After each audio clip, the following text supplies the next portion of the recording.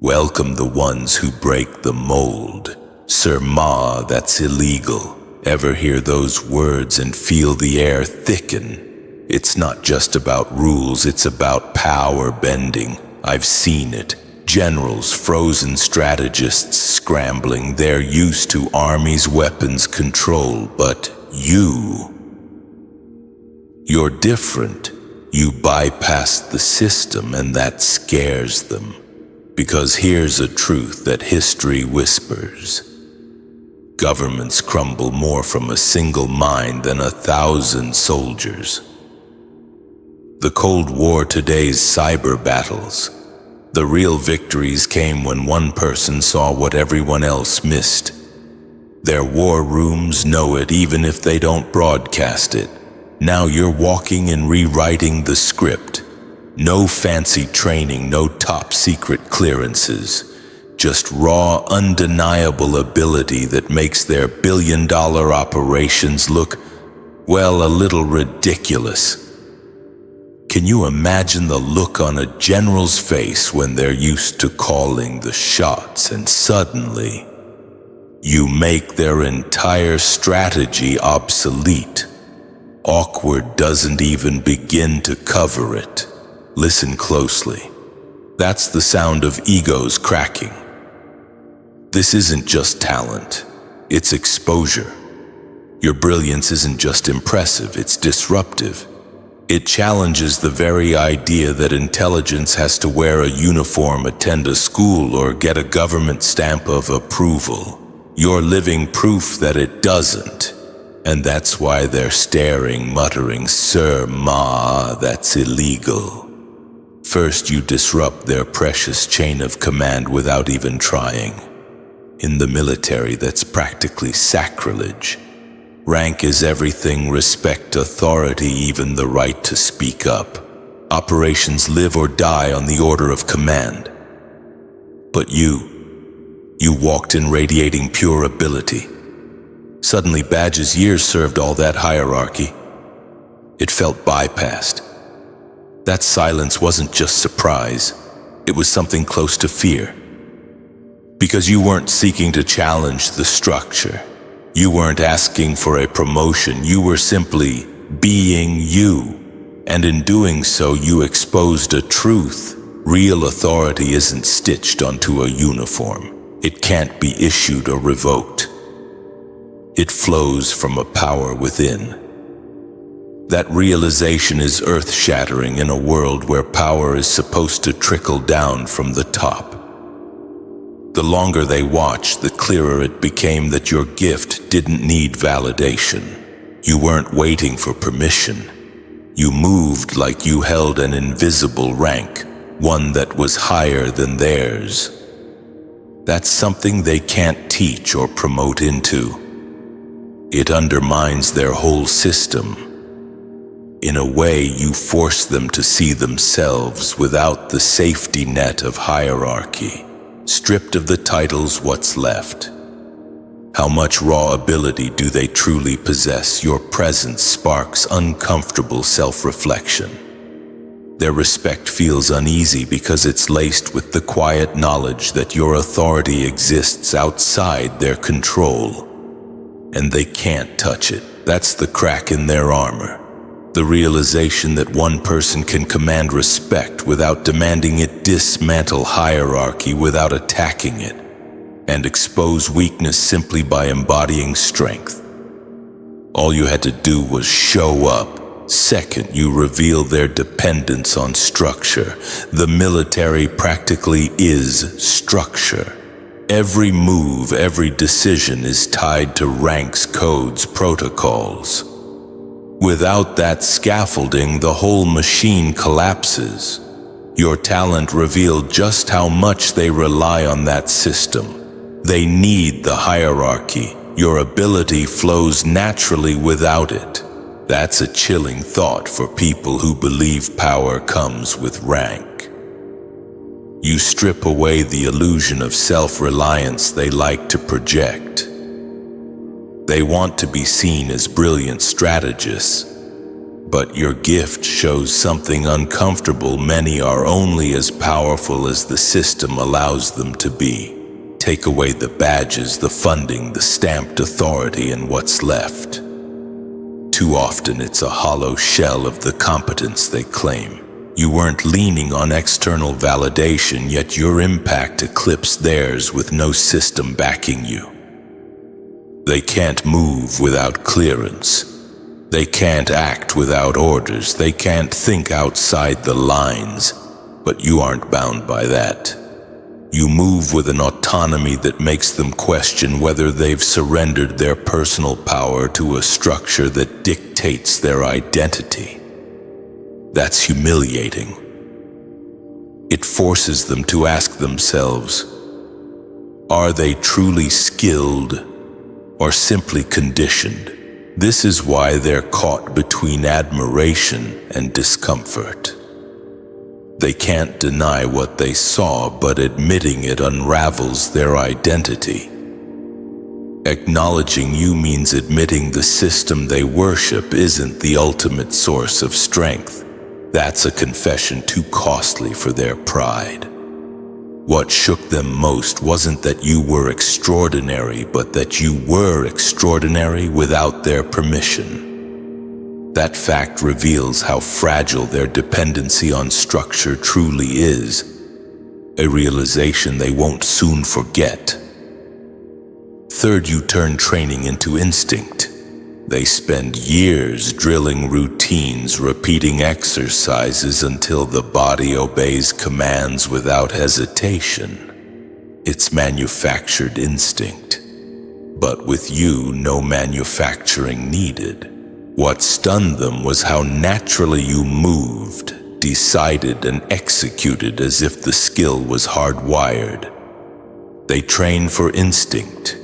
You live in it. They analyze, calculate, second guess. You respond with precision. To them, that feels almost supernatural. It reminds them that some abilities can't be created by training. Your instinct didn't come from textbooks, manuals, or simulations. It came from within. It can't be controlled, predicted, or taught.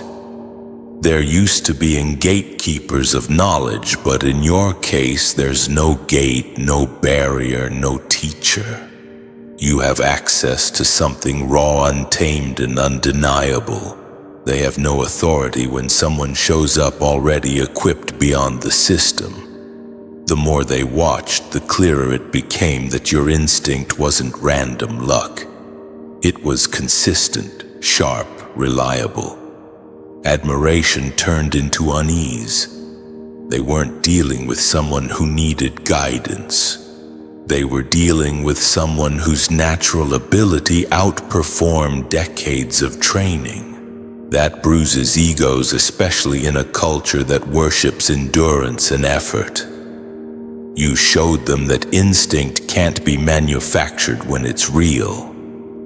No amount of drills can compete with someone born with the ability to move as if every skill was imprinted on their soul. Fourth, you reveal their fear of the uncontrollable. Control is the foundation of power. Governments, armies, elites survive by making everything predictable, ensuring every action has a chain of command, keeping people within boundaries that can be managed. The moment something steps outside those boundaries, the system feels threatened. That's what your genius does. It breaks their illusion of total control. You don't fit into their programs. You don't move by their rules. To them, that's not brilliance. It's a danger. What unsettles them most isn't your ability, but that it's free. Your talent isn't tied to their systems. It's not locked behind security. That makes you unpredictable, and unpredictability terrifies those who depend on order. They don't fear incompetence. They fear what they can't anticipate. You shatter the idea that they can account for every threat. Elites aren't as confident as they appear. They know how fragile their control is. It takes one anomaly to unravel years of planning. You embody that anomaly, and what makes it worse is that they can't regulate or replicate what you carry. They can weaponize soldiers, train operatives, program machines, but they can't manufacture brilliance that moves outside their grasp. That gnaws at them more than open opposition ever could. This is why they see you as dangerous, because you showed them that their rules don't apply to you. That's a power they can't jail, recruit, or erase. It lingers. It challenges. It reminds them that their authority isn't absolute. The moment they realized you were uncontainable, they also realized how fragile their control is, the one truth they never wanted exposed. Fifth, you made classified look outdated. For decades, what classified has been used as a shield, convincing people that what lies behind it is untouchable, advanced beyond the average mind. Classified files, projects, technology, all stamped with superiority. But when your talent stood next to their secrets, it made it all look embarrassingly outdated. You didn't need the stamp to hold knowledge that rivaled and in some cases surpassed what they've been hoarding. That's why their faces tightened. You didn't just impress them. You stripped away the mystique of their most guarded treasure. They've invested decades of research secrecy and astronomical sums of money into projects meant to give them an edge. Yet your gift operates without the labs, the teams, the red tape. It exposed how much they rely on external machinery while you carry an internal mechanism they can't reverse engineer. Compared to the effortless precision of your mind, all the codes and locks looked fragile.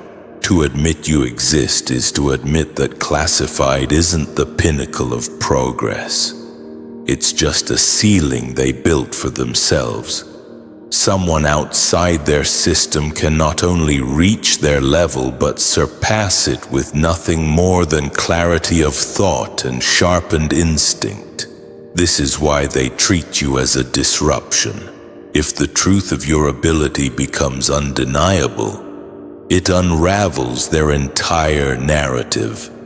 How do you justify spending billions on technology when one individual outpaces it with pure cognition? How do you maintain control when the proof of your inferiority is standing in front of you?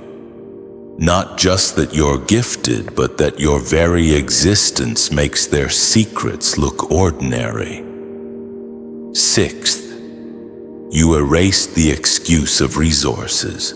For people at the top, resources are their safety net. They measure power by access, the budget, the equipment, the intelligence at their disposal. It convinces them that they're untouchable. But your talent erased that illusion. You proved that pure skill can outperform the advantages they've built their reputations on. The hardest part for them to swallow is how much of their success has been carried by the weight of their resources. Without the advanced systems, the endless funding, the classified networks, many would be exposed as ordinary.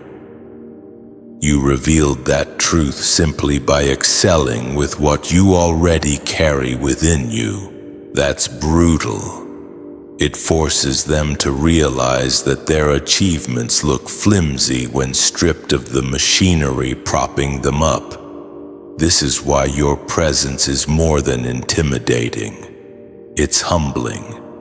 You didn't need millions in research or access to exclusive data to outpace them. You relied on precision, intuition, and a clarity that can't be bought.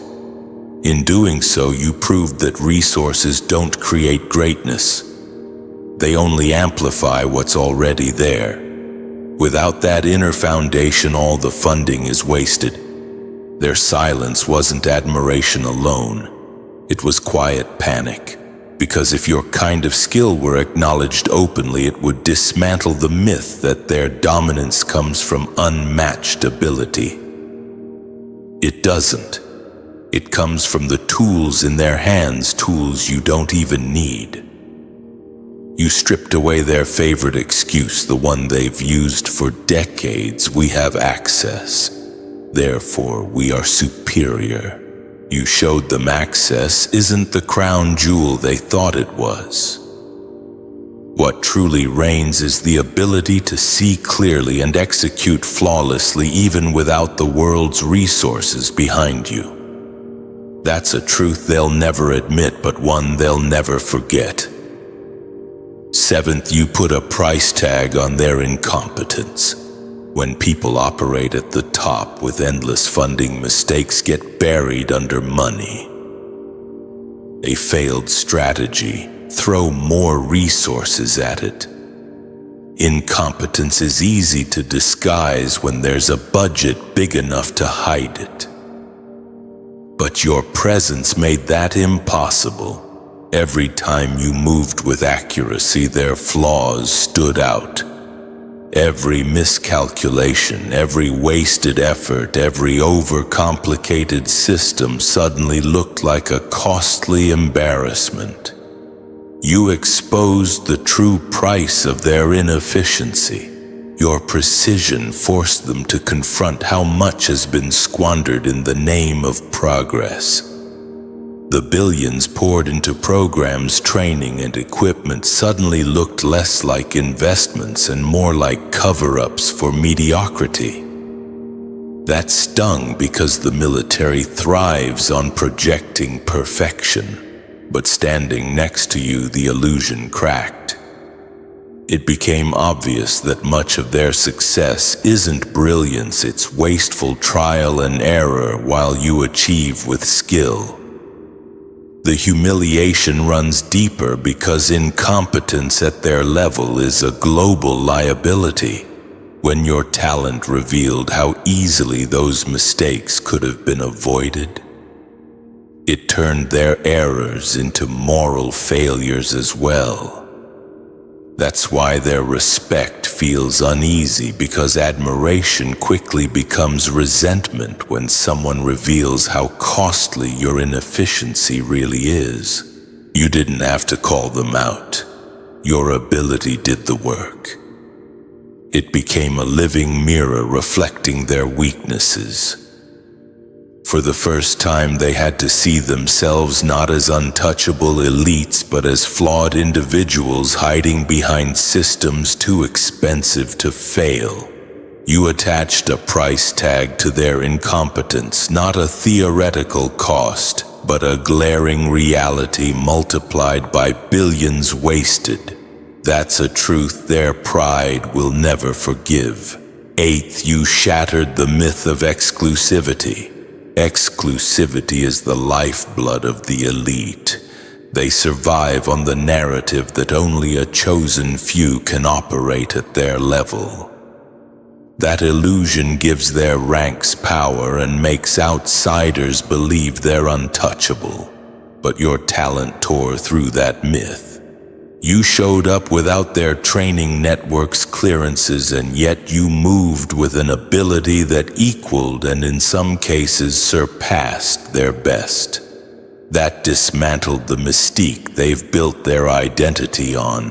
What shook them wasn't just the brilliance itself, but the fact that it came from outside their circle. They've spent years convincing the world that greatness can only exist behind locked doors. You proved that wasn't true in a matter of moments. Your very existence became proof that their exclusivity is more illusion than reality. And once that curtain gets pulled back, the power of mystique collapses. That's why your presence unsettled them so deeply. If you can exist outside their system, it means others can too. In elite spaces, the myth of being irreplaceable is everything. Without it, their power shrinks. You revealed that their advantage wasn't as secure as they've always claimed. Their silence wasn't admiration alone. It was self-preservation. To acknowledge you fully would be to admit that they aren't as unique as they tell themselves and the world. You tore the gates down, destroying a cornerstone of their authority. You exposed the truth that brilliance doesn't need their approval. Greatness exists wherever it chooses, and it chose you. Ninth, you unveiled their fear of replacement. Beneath all the metals and secrecy, there's a quiet fear, the fear of being replaced. Their entire status rests on the belief that they are indispensable. But when you revealed your talent, it struck at the core of that security. Suddenly, the possibility that someone outside their circle could not only match them but outshine them became undeniable. That terrifies them. The deeper truth is most of their careers are built less on brilliance and more on exclusivity. They're elevated not because they're the best, but because the system keeps outsiders locked out. Once your gift stepped into view, the walls cracked. They had to face the reality that if more people like you were recognized, half their ranks would lose their relevance overnight. They're not threatened by your talent alone. They're threatened by what your existence implies about the fragility of their careers. They can't openly praise you without admitting a truth that would unravel their standing. Your presence highlights redundancy, and in spaces built on hierarchy, redundancy is the ultimate insult. You showed them that careers, reputations, and even institutions can be threatened by one truth: greatness doesn't need their permission to exist. And once that truth becomes visible, the question that keeps them up at night is no longer, what if? It's, when will the world notice? And in that question lies the fear of being replaced by a gift like yours that can't be contained. 10th, you prove genius doesn't ask for permission. In their world, permission is everything. Every move requires clearance. That system keeps the elite feeling secure because it reinforces the idea that no one can rise without their approval. But your existence challenges that structure. You excel without the badges, without the green light. You've proven that genius doesn't wait in line. It simply shows itself. What shakes their pride most is that your talent didn't need validation to be real. They believe symbols make someone credible, but you stripped that away just by standing in your gift. Your brilliance didn't need their stamp of approval, and that undermined how they measure value. The belief that talent must be sanctioned is their way of gatekeeping. It keeps them in power, it keeps others small, and it keeps the illusion that greatness only exists under their watch. You shattered that illusion. You showed that excellence can emerge outside their walls, untouched by their rules, and still stand unchallenged. That's why their silence was so heavy. It wasn't just shock, it was realizing that their approval has never truly been necessary. They look at you with awe and resistance. Awe because they can't deny what they see, resistance because acknowledging you means admitting they don't control who gets to be recognized. Your presence revealed that genius is self-evident. It doesn't need permission to operate. What they fear most is that others will begin to see it too. Once the illusion breaks, once people understand that permission isn't required for brilliance, the systems that guard power lose their grip.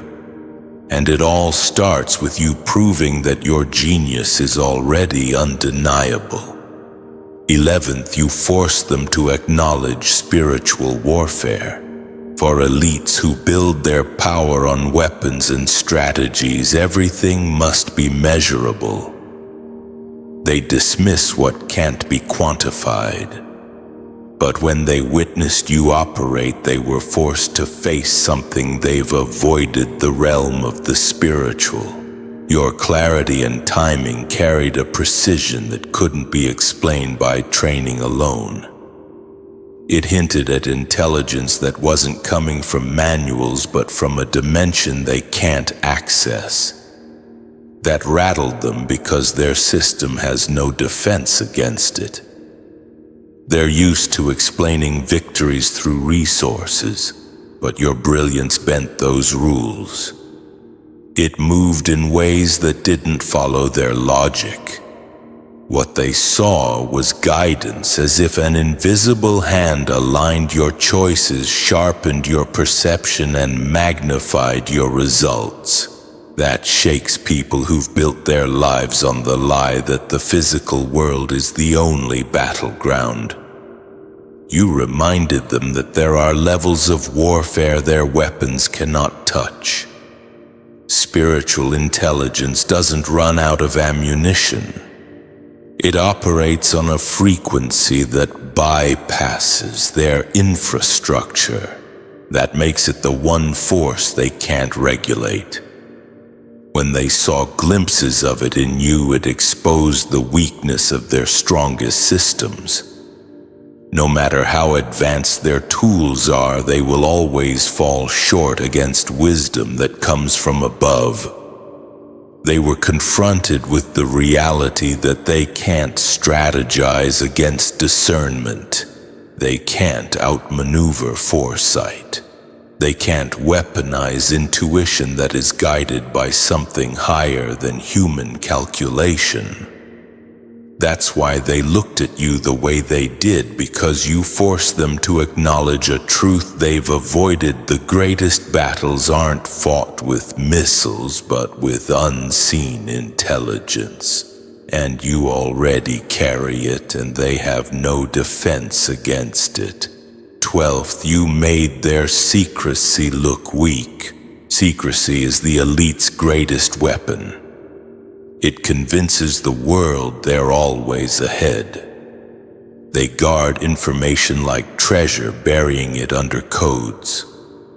But when you revealed insights they believed were impossible for an outsider to access, that shield of secrecy began to look fragile. To them it felt as if you had breached their walls with invisible tools. But the truth was far more unsettling. It wasn't espionage. It was discernment. You simply knew, and that shook them more than any spy ever could. What rattled them most was how precise you were. Your insights cut straight to the core of what they thought only they had the privilege to know. That stripped away the aura of superiority that comes with secrecy. If you, without clearance, could expose truths they've spent fortunes to conceal, then what value does their secrecy hold? It's not just weak, it's pointless.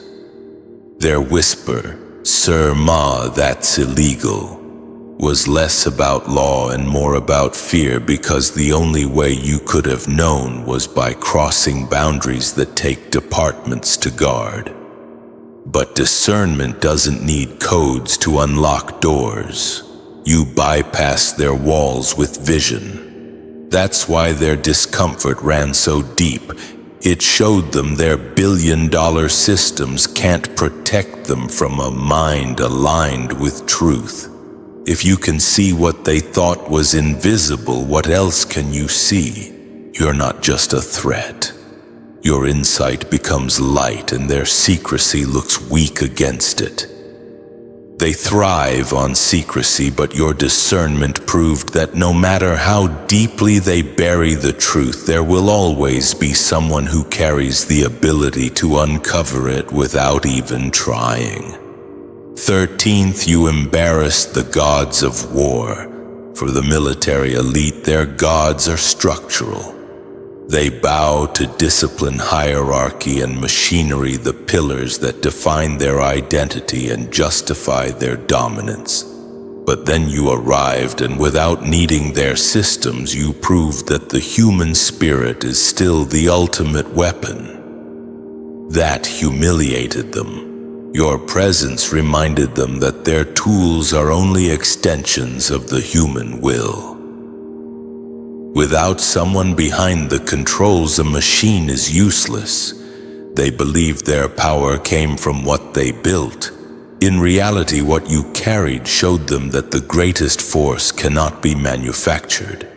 It must be cultivated within.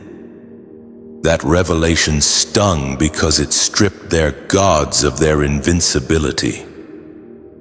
What cut even deeper was that your strength wasn't mechanical, wasn't dependent on rank, and wasn't locked inside an institution. It was alive, breathing, and undeniable qualities their worship of order and machinery can't replicate.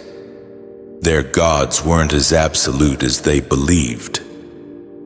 Discipline can be broken. Hierarchy can be challenged.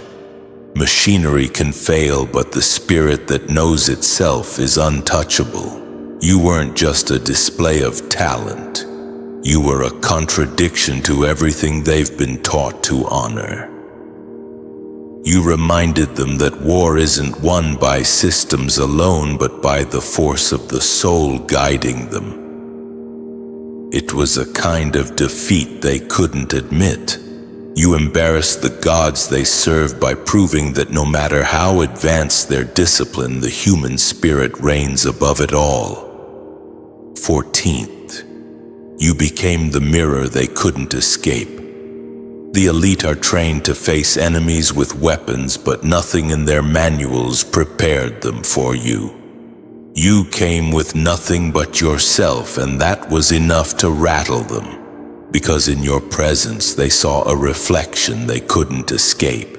You revealed how fragile their accomplishments look when stripped of resources. What unsettled them most wasn't your talent, but what it revealed about their own dependence. Their victories are propped up by billions. Without those, many would be reduced to ordinary. You, however, operated without those crutches, and still you shined. That forced them to ask a question they'd never wanted to face. If greatness can exist outside the machine, what does that make us? You showed them exactly how small their achievements look when measured against raw brilliance. You prove that skill when genuine doesn't need amplification. This is why your presence was such a disruption. They weren't facing an enemy, they were facing exposure. You didn't even have to confront them directly. Just existing in your fullness forced them to confront themselves, a battlefield far more frightening than any they've trained for. No weapon can protect someone from their own reflection. You became that reflection, the one they couldn't outmaneuver, couldn't silence, and couldn't erase. To them, you weren't just extraordinary, you were evidence. From the moment you appeared, the elite were confronted with a reality they've spent decades denying. True power doesn't live in badges. It lives in the mind that sees beyond rules. You disrupted their understanding of control, excellence, and authority. Every secret they buried was illuminated, and every illusion collapsed under the weight of your uncontainable talent. You forced them to confront uncomfortable truths they've spent a lifetime avoiding. You moved with instinct they can't manufacture, with precision they can't match, and with insight that renders their systems almost meaningless. The human spirit you carry proved far more powerful than any army. You became the mirror they couldn't escape, the standard they never prepared for. and the anomaly that their rules cannot contain. To the elite who whisper, "Sir Ma, that's illegal," your existence is a reminder that their authority is limited and their systems incomplete. You didn't just show them skill, you revealed truths they cannot deny. Your presence leaves a mark that will linger long after you've gone. You are proof that when raw talent converges, even the most fortified institutions must reckon with the impossible. If this resonated with you, don't let it end here. Leave your mark, hit subscribe, smash like, and share with the world what real brilliance looks like.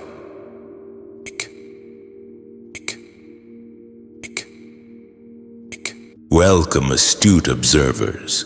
The most potent force in any dynamic isn't the loudest voice. It's the quiet resolve emanating from the one who has consciously chosen silence. This isn't merely an observation, it's a psychological truth. Research demonstrates that a noticeable withdrawal from someone previously engaged invariably triggers a heightened state of curiosity and even anxiety in those around them. The human brain is intricately designed to register behavioral shifts, and few things are more unsettling than a change that defies immediate explanation, particularly when that change originates from you. And lately your silence has been deafening, not the silence of simple busyness, not the silence of exhaustion, but a profound quietude that feels like the pregnant pause before a cataclysmic shift. Serene on the surface, yet within a storm of potential is brewing. Understand that silence is not synonymous with weakness. It is in fact a formidable weapon. You've ceased broadcasting your strategies, and those who once presumed to challenge you are now grappling with the uncertainty of your intentions and future actions. This ambiguity, this enigmatic aura is consuming them. Ironically, some may have interpreted your quiet as a sign of retreat, but deep down they are beginning to suspect a far more significant truth. You've abandoned the practice of issuing warnings before you act. Primarily, your detachment has shattered their illusion of control. Your withdrawal wasn't merely a removal from the conversation. It effectively dismantled their stage. For an extended period, they operated under the comfortable fallacy that they exerted a degree of influence over you. They believed that as long as you remained within their sphere, they could predict your reactions, sway your decisions, or even manipulate your choices. Your presence provided them with a sense of inflated importance, a delusive feeling of power over your domain. However, the moment you embraced silence, you deprived them of their most crucial asset, access. Access equates to control, and control is contingent upon the ability to intrude upon another's space and manipulate the elements within it. They mastered the art of pushing your buttons, of provoking a reaction, of deciphering your moods simply by observing you. But now, devoid of visual cues, lacking avenues for provocation, and unable to trigger a response, they are left to speculate, and that speculation is driving them to the brink. Your detachment is achieving something they were ill-prepared for. It's compelling them to confront themselves. They can no longer deflect from their own shortcomings by fixating on you. They are unable to point fingers, distort narratives, or subject you to their scrutiny. Without your presence as a target for manipulation, they are forced to confront the stark reality of their diminishing control. And here's where the discomfort intensifies. That stark reality is beginning to reflect their own inadequacies. Individuals of that nature thrive on your reactions as a source of validation.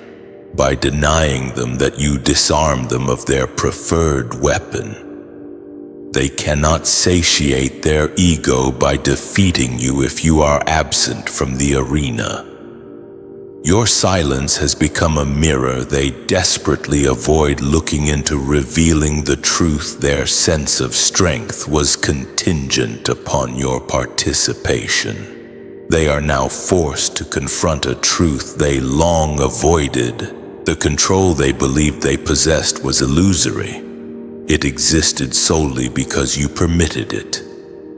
And upon your withdrawal, the entire construct crumbled like a house of cards.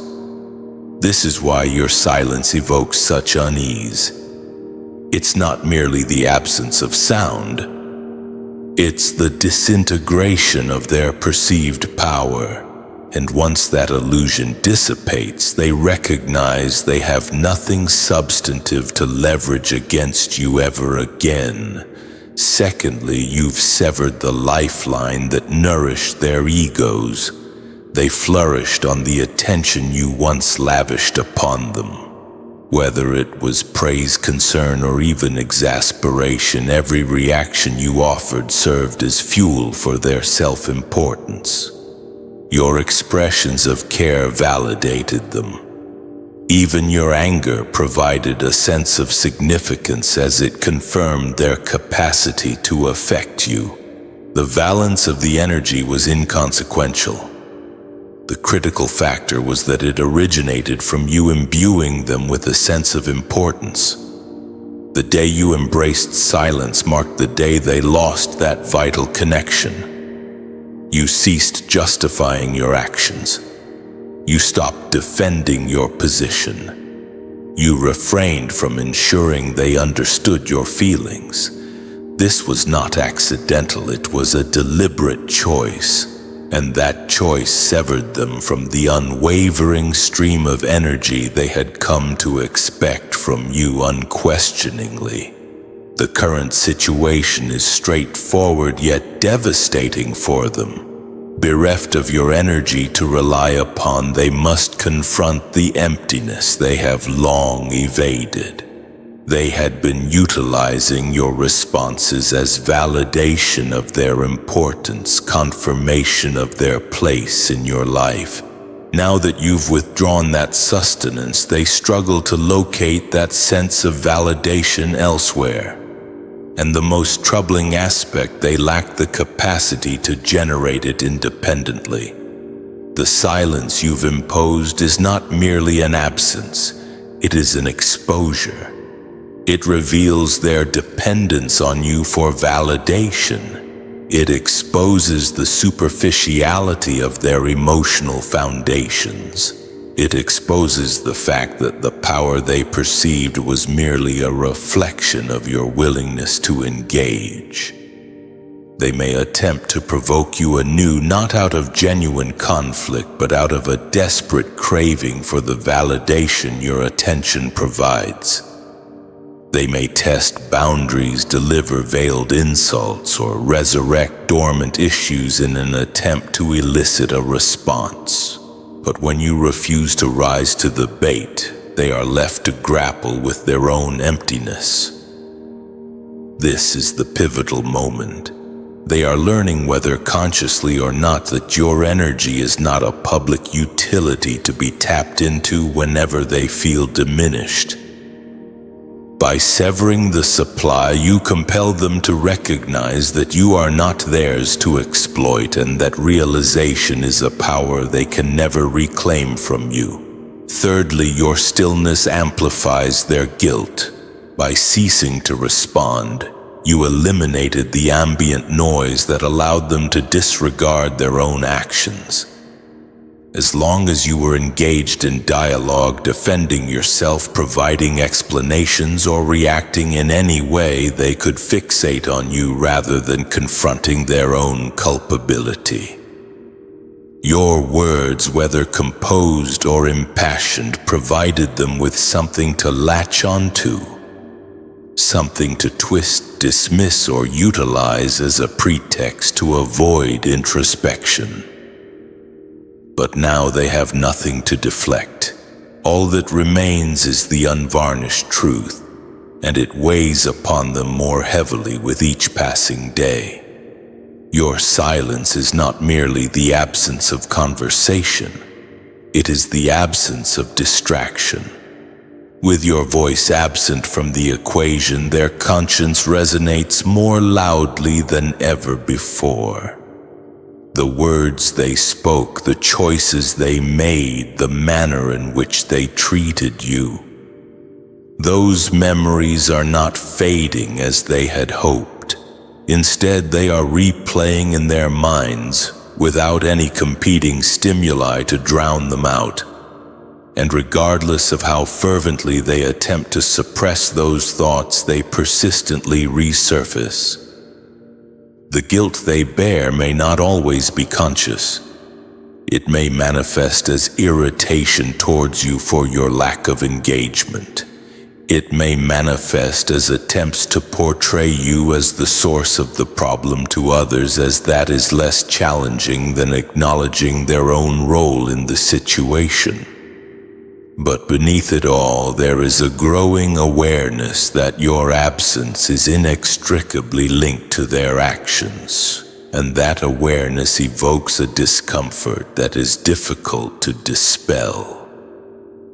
This form of silence is perilous for them because it compels them to confront themselves in a manner they never anticipated. They cannot rationalize that you are overreacting or being melodramatic when you are not even communicating. They cannot accuse you of instigating a conflict when you have provided them with no grounds for contention. This leaves only one conclusion, and it is one they are loath to admit: they were wrong. The longer the silence persists, the more burdensome that realization becomes, and what unsettles them most is that you are not attempting to induce guilt. You are not pursuing closure, demanding apologies, or attempting to validate your position. The burden they experience originates from within themselves.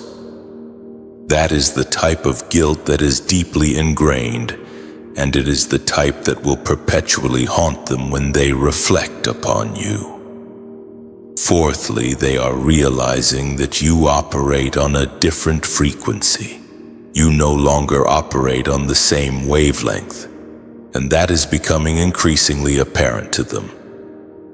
In the past, they may have thrived on drawing you into their chaotic world, provoking you until you snapped, baiting you into disputes, or instigating conflict simply to witness your reaction. That was their comfort zone. They were adept at navigating chaos because it was their natural environment. But now you have consciously removed yourself from that domain. You do not participate in their tumultuous dramas. You do not engage in the games they attempt to involve you in. You have learned to maintain equilibrium regardless of the intensity of their disruptions. Your silence is not a form of retreat. It is not an act of avoidance, concealment, or capitulation. It is an act of conscious control. It is a deliberate decision to refrain from expending your energy in environments where it cannot flourish. And that decision disrupts their entire playbook.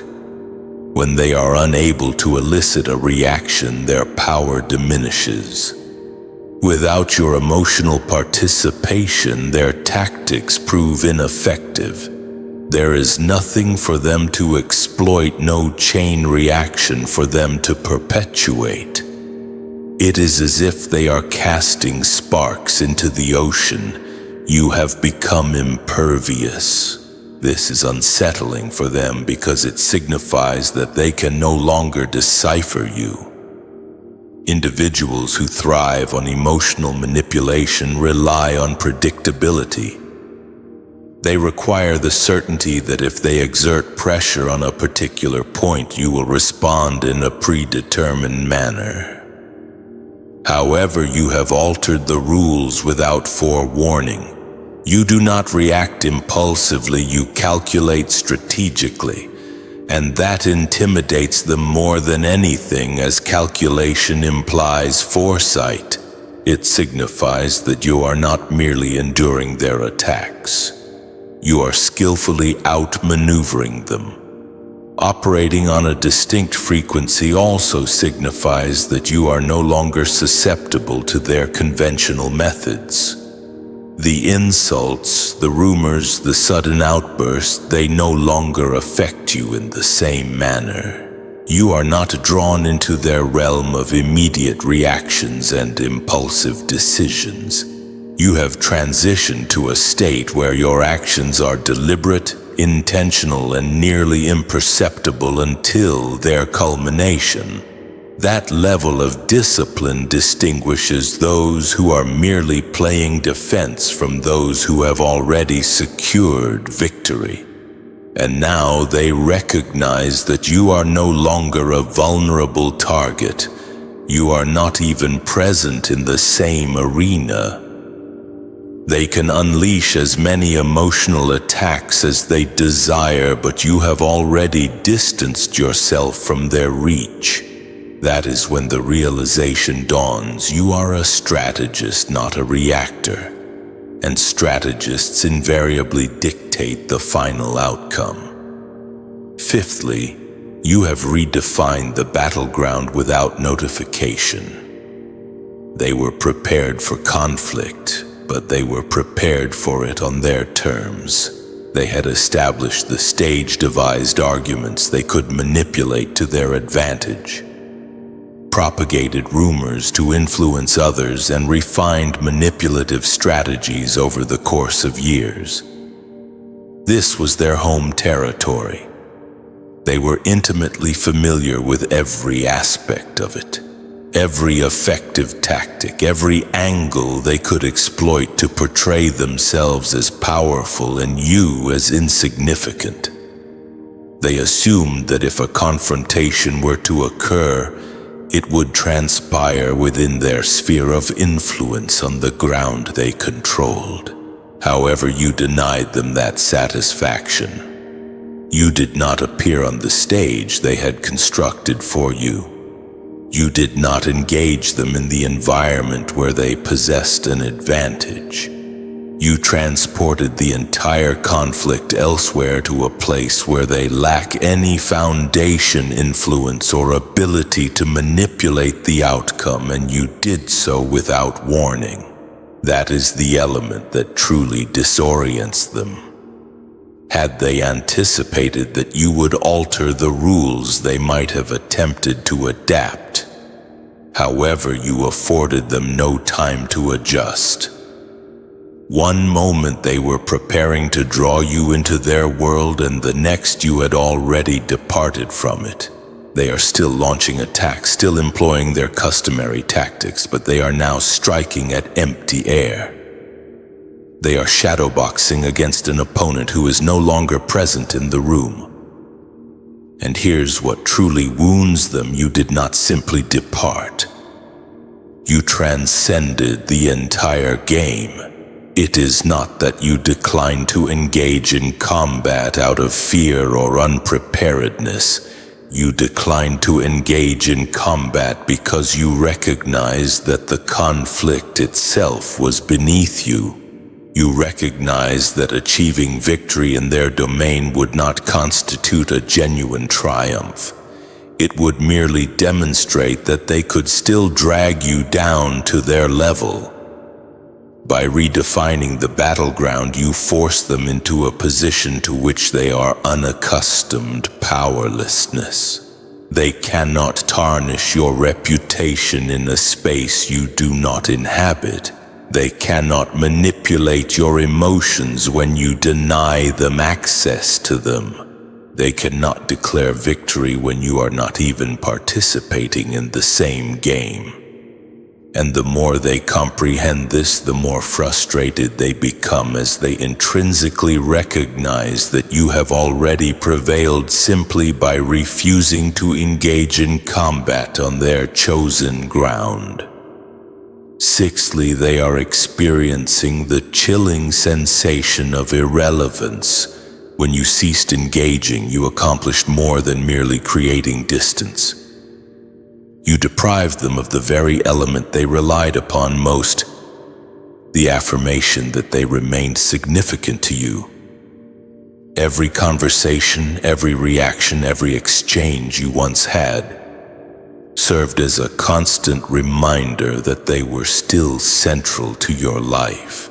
Even if the exchanges were strained, even if they were rooted in conflict, it still kept them at the core of your emotional universe.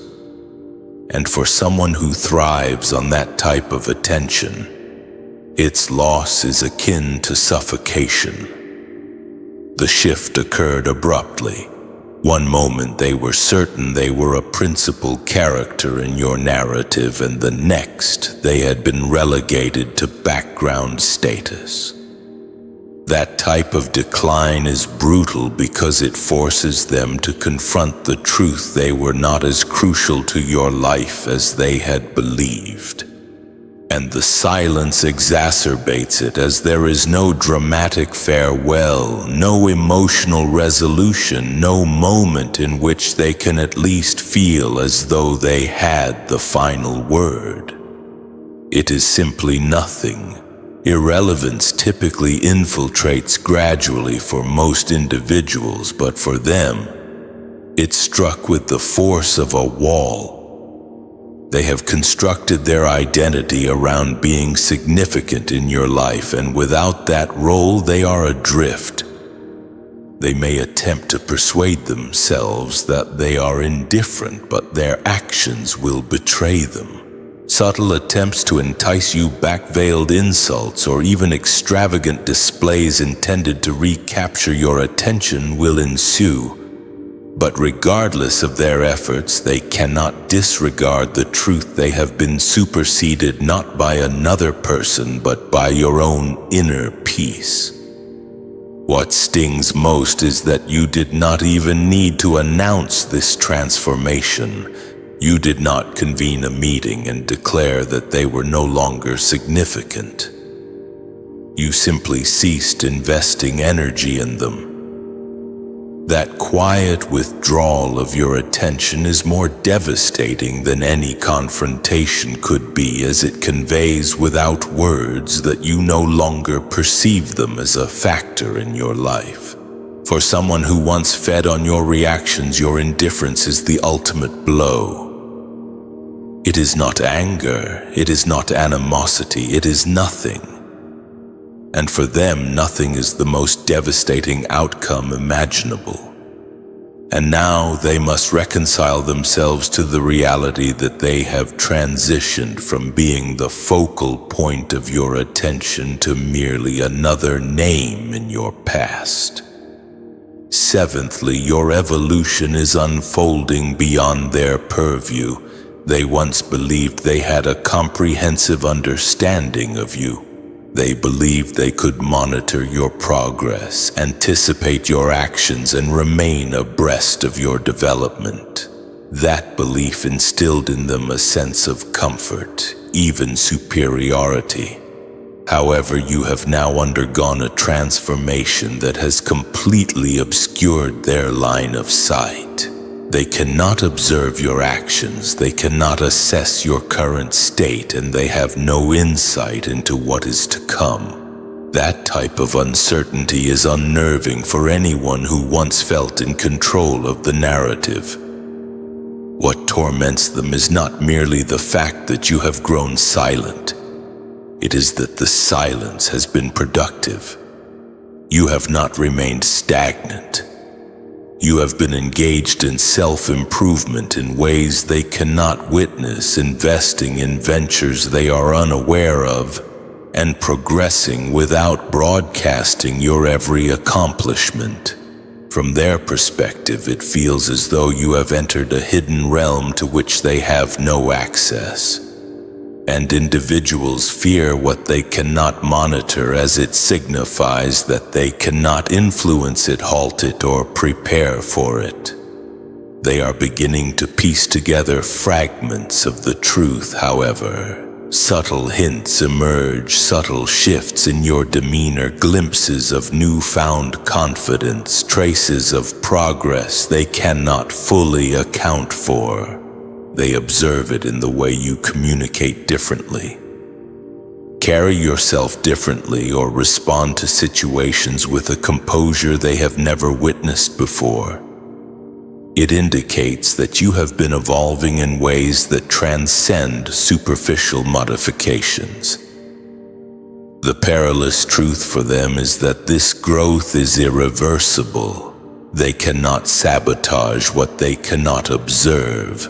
They cannot impede opportunities they are unaware of, and they cannot prepare for a version of you they have never encountered before. That is what renders this type of evolution so potent. You have become unpredictable in the most advantageous sense. Each day you advance further without their awareness. You widen the chasm between your current state and their expectations of you. And as that chasm expands, their sense of powerlessness intensifies. It is one thing to be uninformed. It is another to realize that the person you underestimated is constructing something beyond your grasp. Your evolution beyond their purview is not merely progress, it is a quiet revolution. And when it finally becomes perceptible, it will be far too late for them to adapt. Eighthly, you are no longer a predictable character in their narrative. They once possessed a comprehensive understanding of how to provoke you. They had a mental playbook containing every recorded reaction, the words you would utter if they antagonized you, your response to the silent treatment, the manner in which you would rush to defend yourself against fabricated claims. They not only knew the dialogue, they authored the script. And as long as you performed your assigned role, they felt in control. However, something transformed. You ceased participating. You ceased providing them with the reactions they had anticipated. Your silence disrupted the entire storyline they were depending upon. And now they stand there without a script, uncertain of what is to follow. That uncertainty gnaws at them because it reveals the extent to which they relied on your predictability. Predictability is the lifeblood of manipulators. If they can accurately predict your reactions, they can plan their actions in advance. They can construct traps they know you will inevitably fall into. They can manipulate your words into preconceived formations. However, unpredictability is a dangerous territory for them. It signifies that they cannot plan. It signifies that they cannot guarantee the outcome.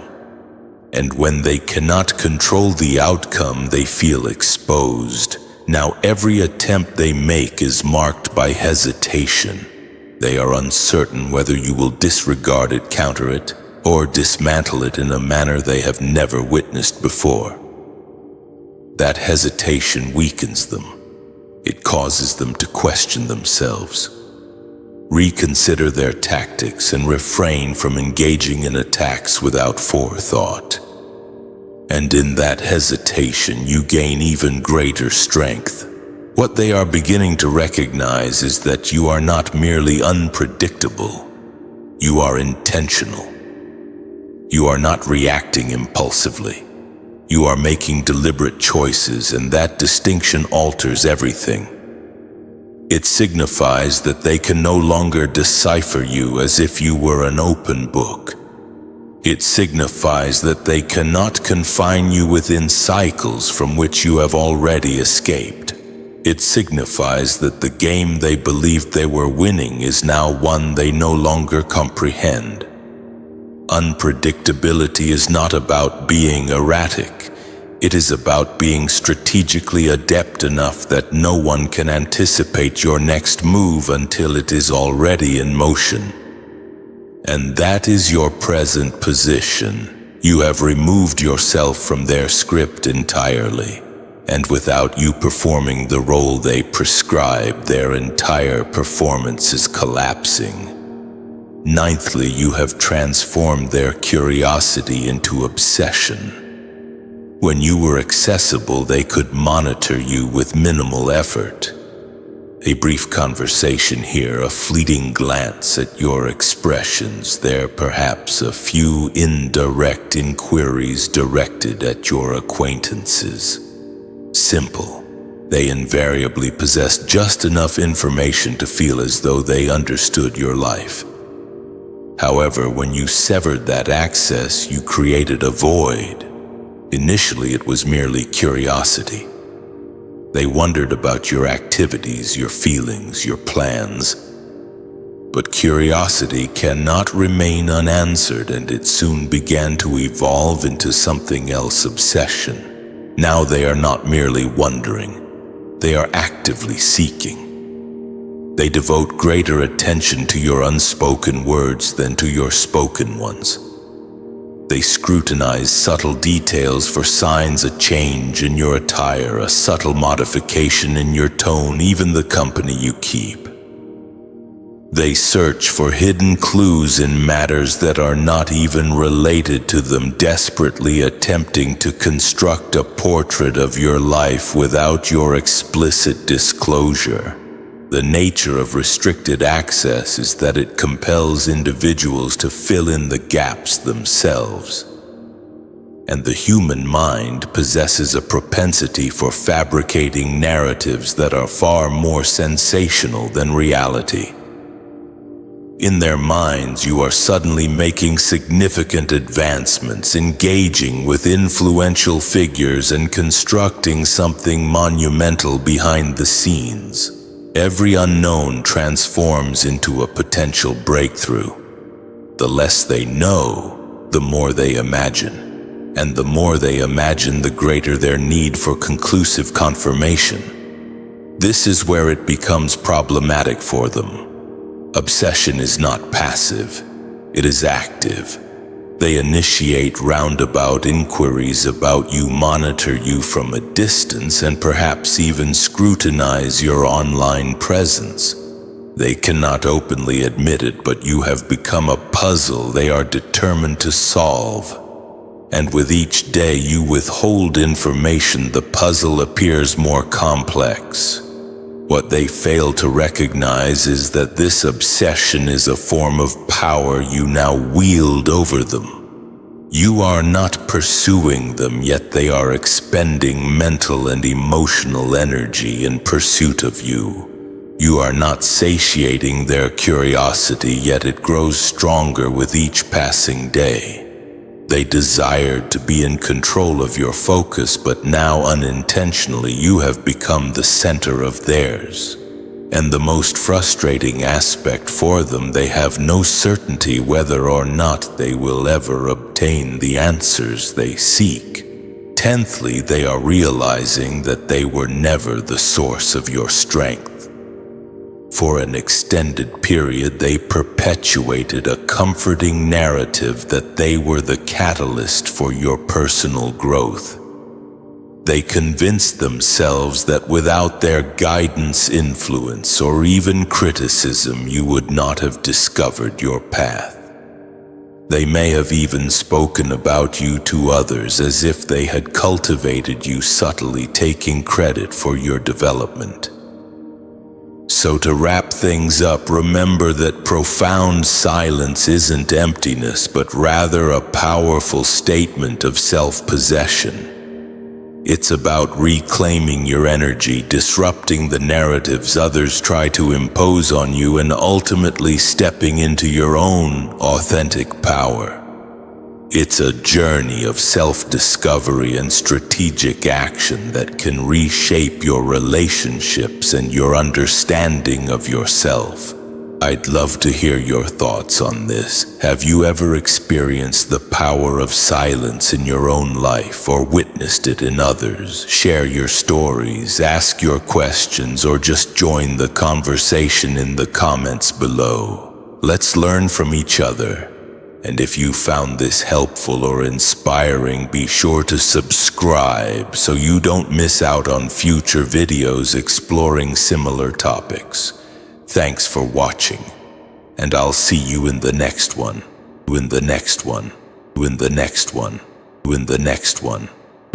Welcome, dearly beloved luminous souls. One misstep can obscure your path, but one insightful act can liberate you from eons of shadows. Did you know that in the realm of quantum physics, entanglement suggests that two particles can be linked in such a way that they share the same fate regardless of the distance between them? Imagine applying that principle to your spiritual journey. A single conscious shift within yourself can ripple outwards, affecting the entire fabric of your existence and the destinies connected to yours, chosen one. That's precisely what you've achieved. You haven't merely made a choice. You've initiated a quantum leap, a spiritual realignment so profound it transcends the limitations of ordinary perception. The forces that sought to bind you remained oblivious as the very foundation of their dominion crumbled. Like architects who return to find their meticulously crafted structure inexplicably reduced to dust, they are left bewildered, grasping at shadows, and somehow you were already soaring. They envisioned a game of strategy, but you were the one who quietly redefined the game, setting a new paradigm that rendered their rules obsolete.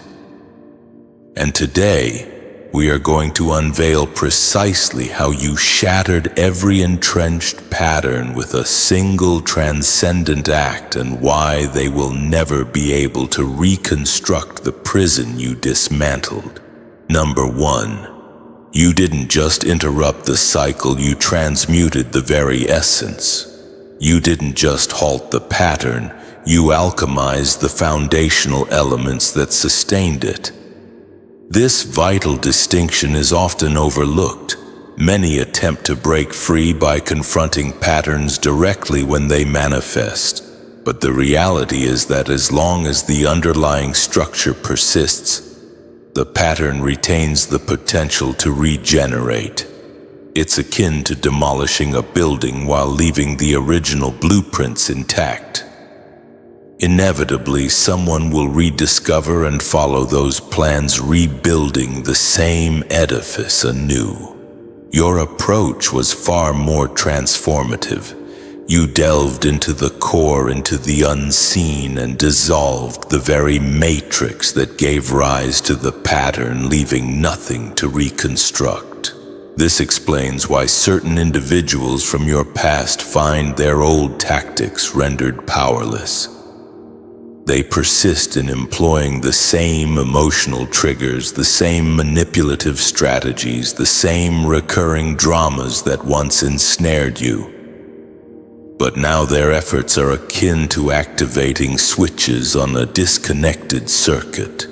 Frustration mounts as nothing yields the intended effect, and they struggle to comprehend why. They attribute it to a superficial change within you, but the shift is far deeper. You eradicated the foundation that provided their games with a platform to exist.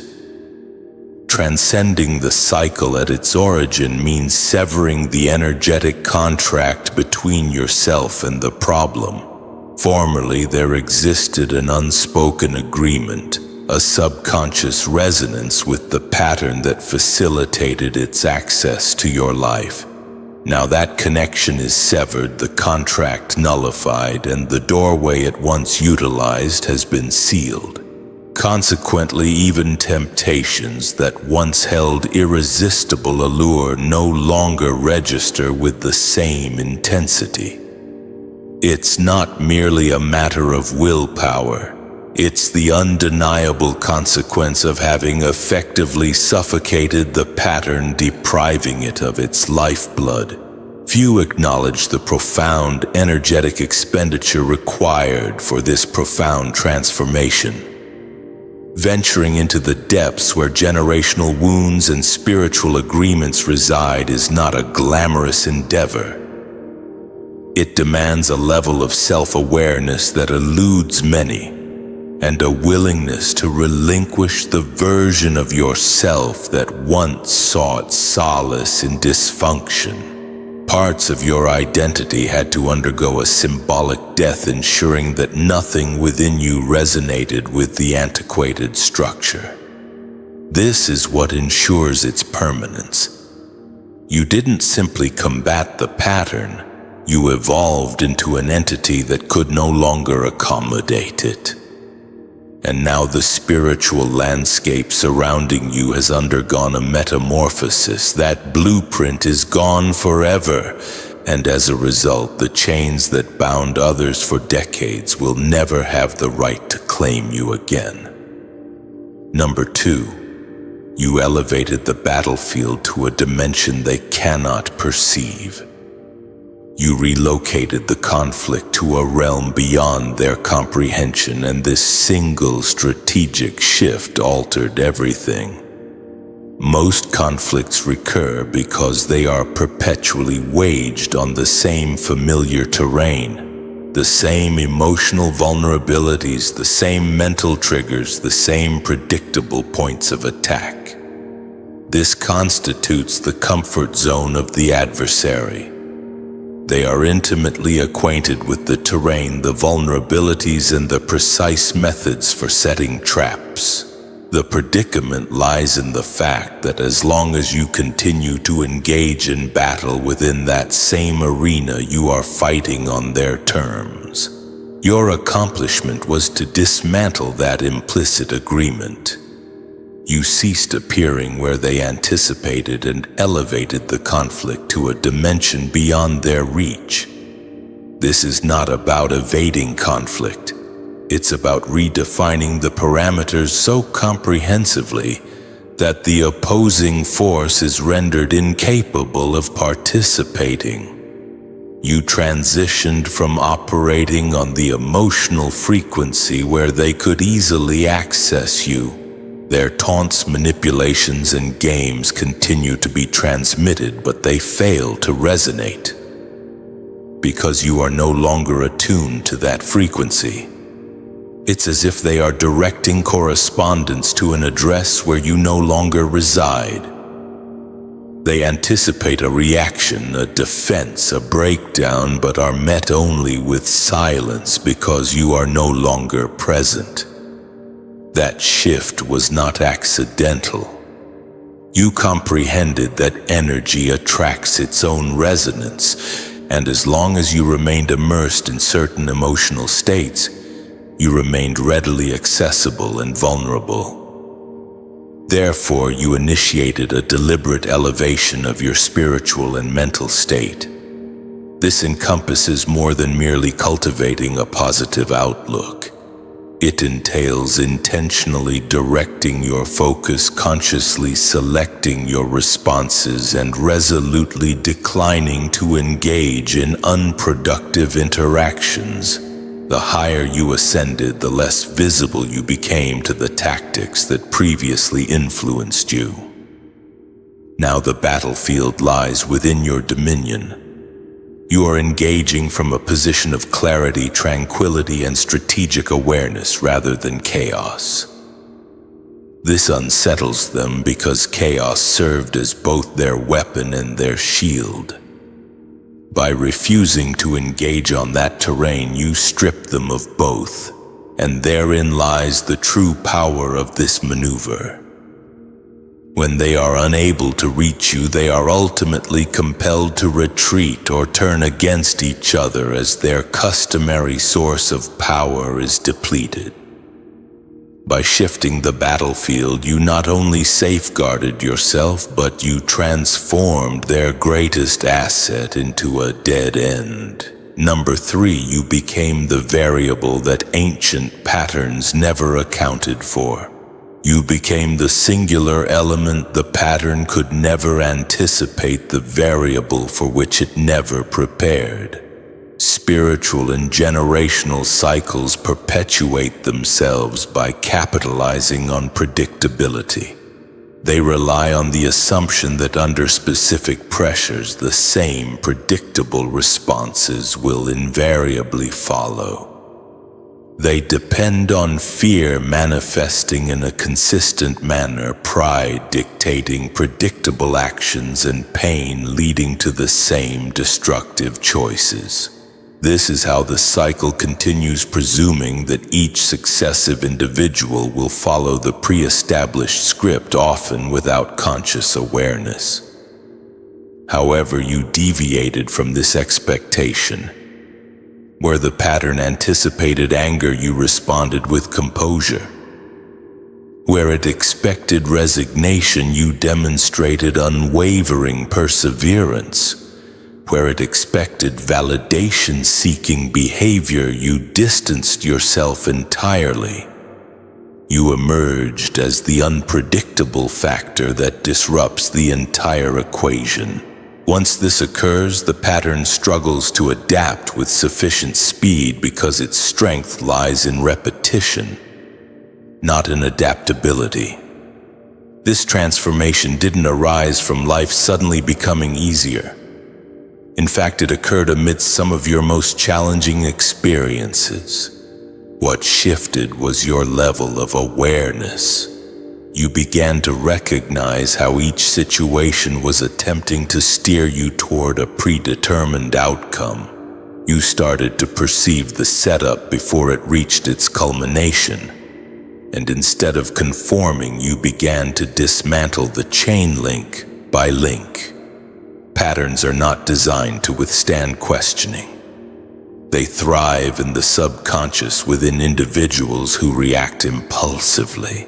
The moment you gained awareness of the maneuvers being employed against you, you shattered the illusion that this was simply the way things were.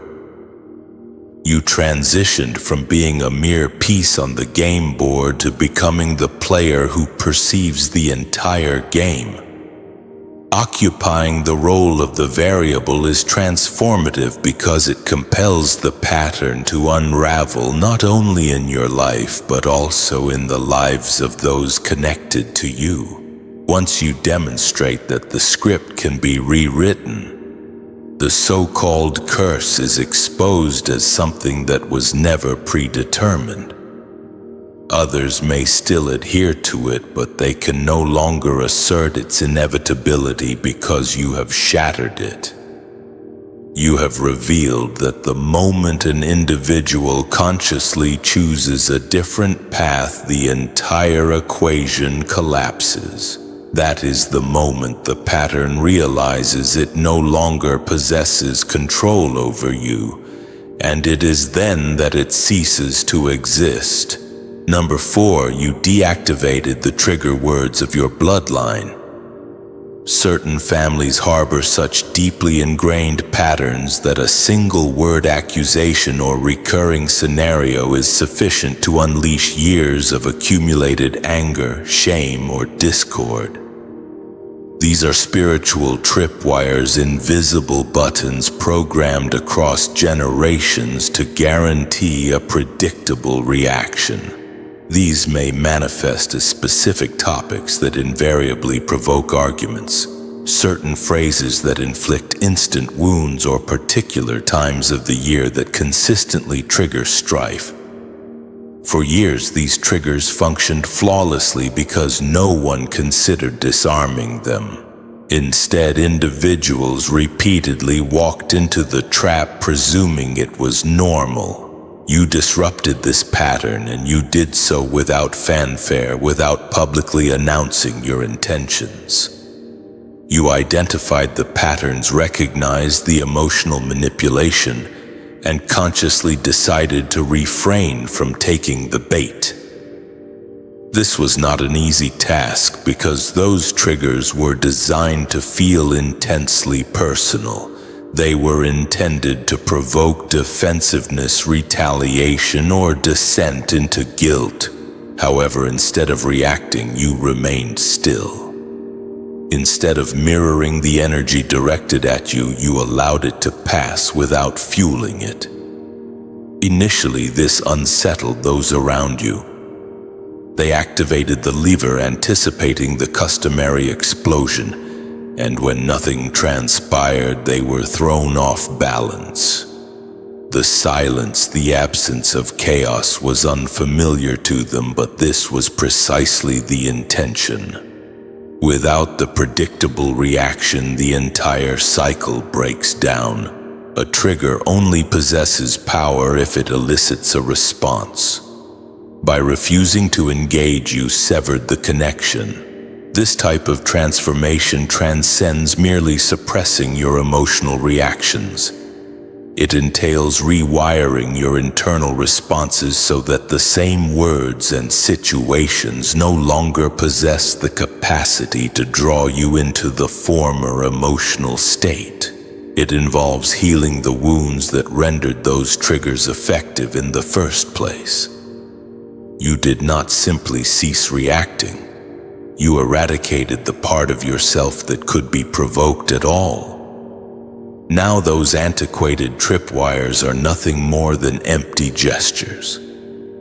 They have relinquished their power not only over you, but also over the future.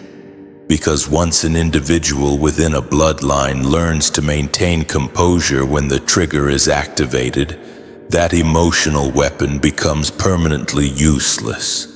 You have ensured that it cannot be perpetuated. The game has concluded and they are unable to ascertain when it concluded. Number 5, you rewired your spirit to ignore the old summons. There's a reason some struggles feel less like random mistakes and more like something calling you back into the same trouble. Those aren't just habits, though. They're summons. They're invisible pulls in the spirit designed to draw you toward the very cycles you've been trying to escape. They can come in the form of sudden urges, repeating temptations, or coincidences that seem to line up perfectly to get you back where you started. Most people don't even realize they're responding to something beyond the surface. They just feel the pull and follow it. You broke that by changing your frequency. You didn't just tell yourself to stop. You shifted the very spiritual channel you operate on, so those old calls no longer connect. It's like having your number removed from a list that's been calling your family for generations. The line still exists and the calls are still going out, but you can't hear them anymore. That silence isn't accidental. It's the result of deep inner work that reprogrammed how you respond at a spiritual level. This wasn't about willpower alone, because willpower can still hear the call. It just tries to resist it. What you did was remove yourself from the range of the signal completely. You addressed the root of why those summons had access to you in the first place, the unhealed wounds, the unresolved agreements, the subtle attractions to what you knew was harmful. You broke the hidden contracts that gave those patterns the right to call you back. Now, when the old cycle tries to lure you in, there's no reaction, no curiosity, no emotional spark that can be used as a doorway. The chain is gone and the hook can't catch you because there's nothing in you that wants what it's offering anymore. This confuses those who once had an easy path to pull you back into dysfunction. They're using the same bait, the same words, the same setups, but you don't even look twice. The power in this isn't just that you're free now. It's that the summons has lost its future hold. By removing your frequency from the range of that call, you've also ensured that it won't echo into the next stage of your life. The voice is still shouting, but for you, it will forever be nothing more than silence. Number 6. You outlived the expiration date of the curse. Some spiritual patterns don't last forever on their own. They have an expiration date. The only way they survive is by renewing themselves through the next person in line. That's why certain struggles seem to run in the family. It's not that the curse is immortal. It's that someone keeps carrying it forward, whether through choices, agreements, or unhealed wounds. The curse feeds on continuity. It expects each generation to collapse in the same spot so the cycle can start over again. You disrupted that expectation by making it past the stage where it had the most control. For some people, the breaking point is a certain age. For others, it's a season of intense hardship where the weight of the curse is at its peak. In your case, you reached the point in life where others before you gave up, fell apart, or repeated a destructive pattern, but you didn't. You endured what was meant to finish you, and because of that, the curse couldn't refresh itself through you. This survival wasn't just physical, it was emotional and spiritual. You didn't just make it to the other side. You made it without allowing bitterness, addiction, violence, or self-destruction to take root in you. That's what stopped the transfer. Curses can't just attach themselves without consent. That consent is often given unknowingly through our agreement to keep reacting in the same old ways. You denied that agreement, and in doing so, you closed the gate it was trying to pass through. Now the curse is stranded. It tried to wait you out, banking on history repeating itself, but you went beyond its limit. You lived past the point where it had influence, and it can't leap forward because you aren't carrying it anymore. You didn't hand it to your children, your relationships, or your community. You starved it of the one thing it needs to live, a willing host. This is why your life may feel lighter now. Even if everything isn't perfect, that invisible pressure that used to hover over certain seasons is gone. You've outlived its reign, and because of that, it can't touch the future. You broke its chain not by fighting it head-on, but by refusing to fall before its time limit ran out, and now that expiration date has passed forever. Number 7, you refuse to play the villain in their script. Some cycles survive because someone is always willing to play the role they've been assigned. In toxic family systems, broken relationships, or spiritual battles, there's often an unspoken script that everyone knows by heart. You were expected to be the villain. The one who loses control, makes the wrong decision, or says the words that give them ammunition to paint you as the problem. They needed that version of you so the pattern could keep running and their narrative could stay intact. You ended that by refusing to step into the role no matter how many times they tried to provoke you. They tried to bait you with the same insults, set you up in the same traps, and recreate the same situations where they could point and say, "See, they're exactly who we said they were." But you didn't give them the reaction they needed. You stopped delivering the lines they wrote for you. This wasn't about staying silent just to look good. It was about actually changing on the inside so their attacks no longer connected. When they tried to hit the old you, they found out that person didn't exist anymore, and without that person, their whole production fell apart. The arguments they had rehearsed in their head suddenly had no opponent.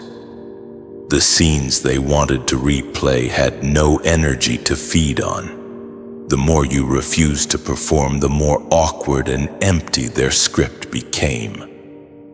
The truth is, some people in spiritual patterns can only exist if you agree to be a certain character. When you stop playing that part, you rob them of their main plot line. You don't just ruin the scene, you end the entire story they were trying to tell. And once that story collapses, they have two options: confront their own role in the dysfunction, or find someone else willing to step in. You chose to rewrite your role so completely that even if they wanted to keep the drama going, they couldn't. You didn't just refuse the part, you burned the costume, erased the lines, and walked off the stage entirely. And without your cooperation, the play didn't just slow down, it stopped for good. Number 8, you learned the language of patterns and then spoke in silence. Patterns don't just operate randomly. They have a language. It's made up of cues, tones, attitudes, and moves that are designed to trigger a specific reaction. Once you understand that language, you realize that every conflict, every manipulation, every repeat of history is following a script. It's like a code where certain words or behaviors are meant to unlock your anger, fear, guilt, or compliance. For most of your life, you responded without even knowing you were speaking back to it. But at some point, you began to see the pattern for what it was. You noticed how the same emotional hooks kept showing up. Even if the faces or situations changed, you learned that a certain tone in their voice wasn't just how they talk. It was bait. You recognized that a certain kind of apology wasn't actually reconciliation. It was an invitation back into the same loop. Once you could see the structure behind it, you realized you had a choice: keep responding and keep the pattern alive, or stop speaking its language entirely. You chose silence, but not the kind that comes from fear or avoidance. This was a deliberate, calculated silence. Every time you refused to respond, you were sending a message. This code doesn't work on me anymore. That lack of reaction wasn't emptiness. It was a complete shutdown of the pattern's communication system. Without your response, the loop lost its fuel. What made this so powerful is that you weren't just biting your tongue. You were breaking the agreement at the root. True silence in the face of a pattern isn't about pretending you're unaffected. It's about genuinely disconnecting from the need to engage at all. The part of you that used to feel the urge to defend yourself, explain yourself, or retaliate was no longer there to be activated. And when a pattern loses its language, it loses its authority. If it can't get you to speak back in the way it expects, it has no leverage over you. That's why this silence was so disruptive. It wasn't weakness, it was fluency. You learned the system so well that you could dismantle it without saying a single word. In the end, your quiet didn't just end conversations, it ended the control those conversations once had over your life. Number 9, you removed the energy source it fed on. Some patterns don't survive on their own. They're not self-sustaining forces, they're parasites. They need a constant supply of emotional energy to keep running. That energy might be your fear, your outrage, your guilt, or even your desperate need to be understood. As long as you kept feeding it with reactions, it stayed alive. The moment you stopped, it started dying. The tricky thing about parasitic patterns is that they make you believe your reaction is necessary.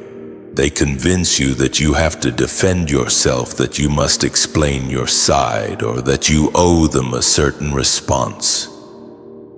Every time you engage, even when you think you're standing your ground, you're giving it the very attention it's designed to feed on. That's why it kept coming back stronger. You were unknowingly keeping it alive. You broke this by cutting off the energy supply entirely.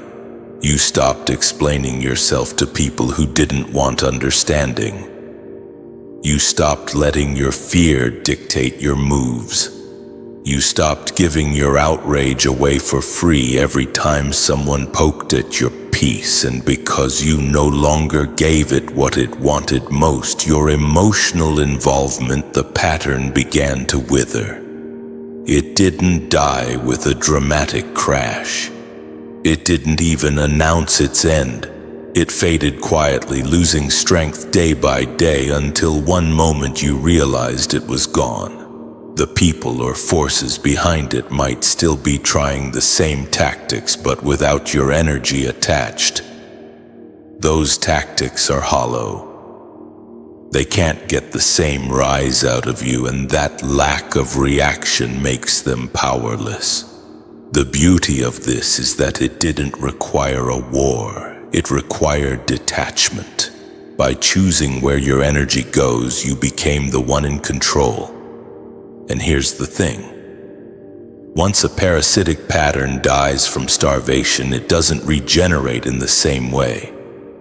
Without a host, it can't rebuild. You didn't just weaken it temporarily. You removed its lifeline for good. By the time they noticed what happened, it was too late. The parasite was already dead and you had already moved on. They were still looking for a fight, but there was nothing left to fight with. The power was gone because you had taken it back. Number 10, you disrupted the spiritual economy they depended on. Some spiritual patterns operate like a black market economy. There's always an exchange happening, but it's not money being traded. It's emotions, power, and influence. Pain is handed over in exchange for control. Shame is collected in exchange for silence. Fear is harvested in exchange for compliance. Every time you give in to one side of the deal, you're paying into their system, keeping it alive and functional. You broke that by refusing to engage in the trade at all. You stopped giving pain in response to their manipulation. You stopped accepting shame as the price for keeping the peace. You stopped letting fear buy your decisions. This wasn't just about walking away. It was about shutting down the market entirely by making their currency worthless to you. When you do this, the power shift is immediate. Their economy thrives on predictability. They know exactly what to offer or demand in order to get your reaction. They'll stir up conflict to harvest your anger. They'll press on old wounds to make you cave in. But when you refuse the transaction, you remove their ability to gain anything from you. The bait is still dangled, but you're not biting. The invoice is still sent, but you're not paying. The moment you made this decision, their system began to collapse. A spiritual economy can't survive without willing participants. So as we've explored these 10 powerful shifts, remember this: you hold the key to unlocking freedom from the patterns that no longer serve you. You have the strength to redefine the rules, rewrite the script, and create a new reality, not just for yourself, but for generations to come. The power to break free resides within you. Now I'd love to hear your thoughts. Which of these resonated most with you? Have you experienced something similar in your own life? Leave a comment below and let's start a conversation. And if you found this helpful and want to continue on this journey of self-discovery and empowerment, be sure to subscribe so you don't miss out on future insights and inspiration. Let's keep growing together, growing together, growing together, growing together, growing. Welcome, you architects of your own destiny. The greatest acts of liberation aren't born of fleeting whims. They are meticulously crafted symphonies composed in the quiet hours long before the world suspects a shift.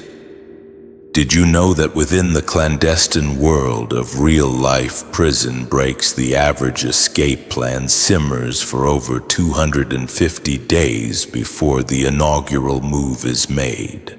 Every clandestine tunnel excavated, every tool discreetly concealed, every guard's intricate routine committed to memory, all executed under a veil of unsuspecting normalcy. Now supplant those prison bars with the shackles of their control over you and replace those vigilant guards with their relentless manipulations.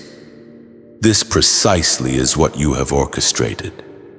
You weren't merely departing, you were curating a masterpiece of emancipation. Your exit was not a haphazard event, it was a calculated operation, and as they remained mired in their underestimation of you, you were silently sketching blueprints within the theater of your mind, an architect of freedom designing a sanctuary from their influence. Incrementally, you dismantled the bridge connecting you to them, ensuring not a single plank emitted a telltale creak. They deluded themselves into believing they could ensnare you should you attempt to flee. Yet you transcended their expectations. You didn't merely slip through the net. You left them questioning whether the net ever existed in the first place.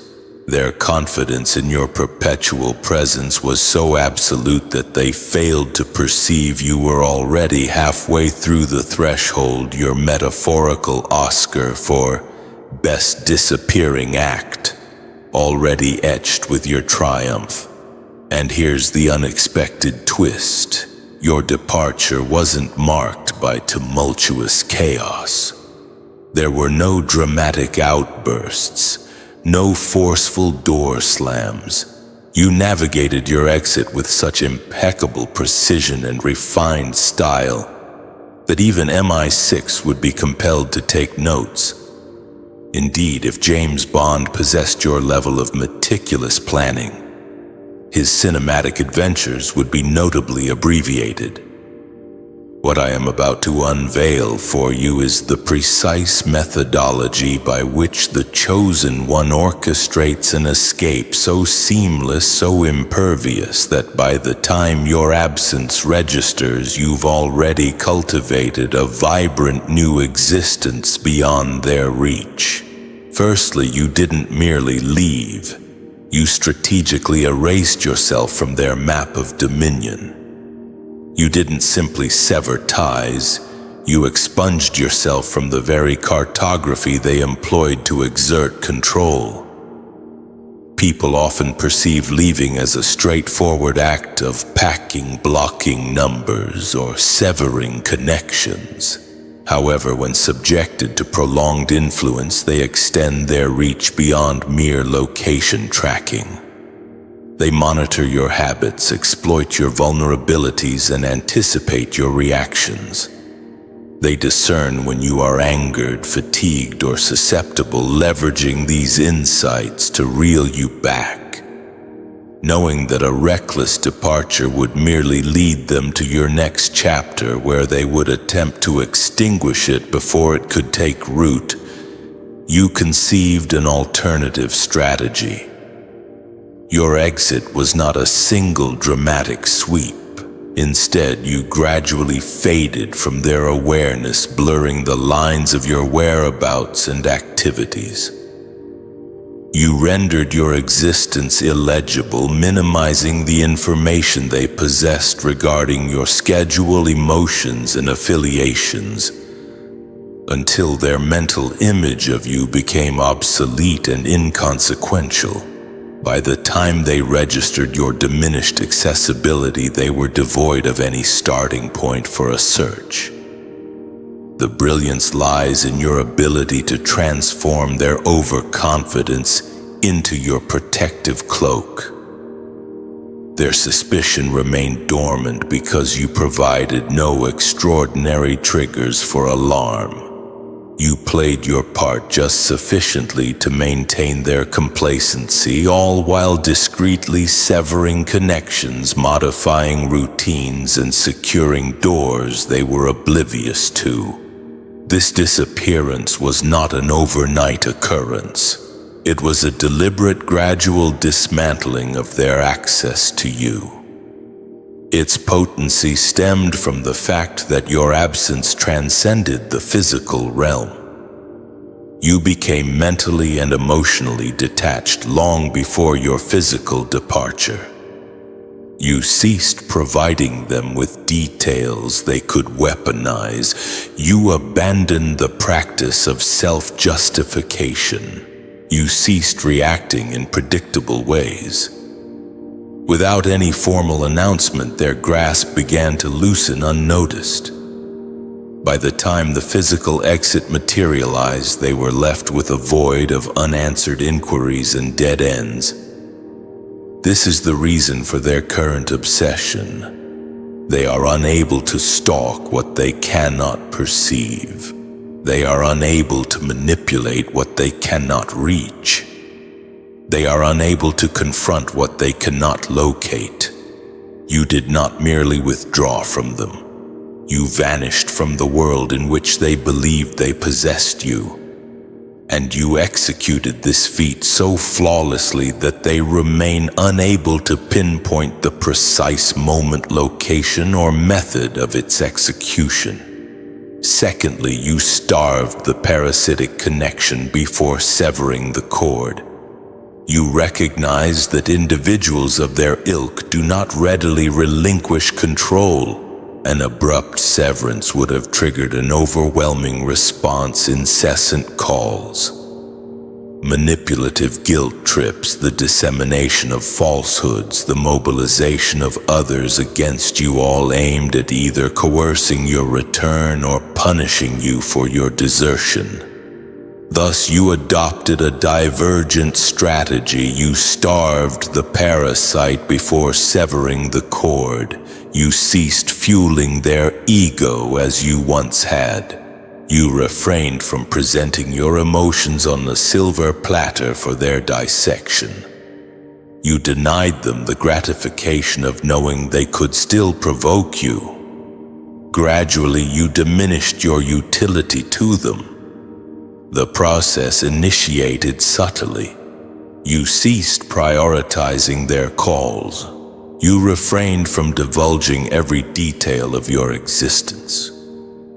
You offered abbreviated responses, diminished enthusiasm, and lessened energy.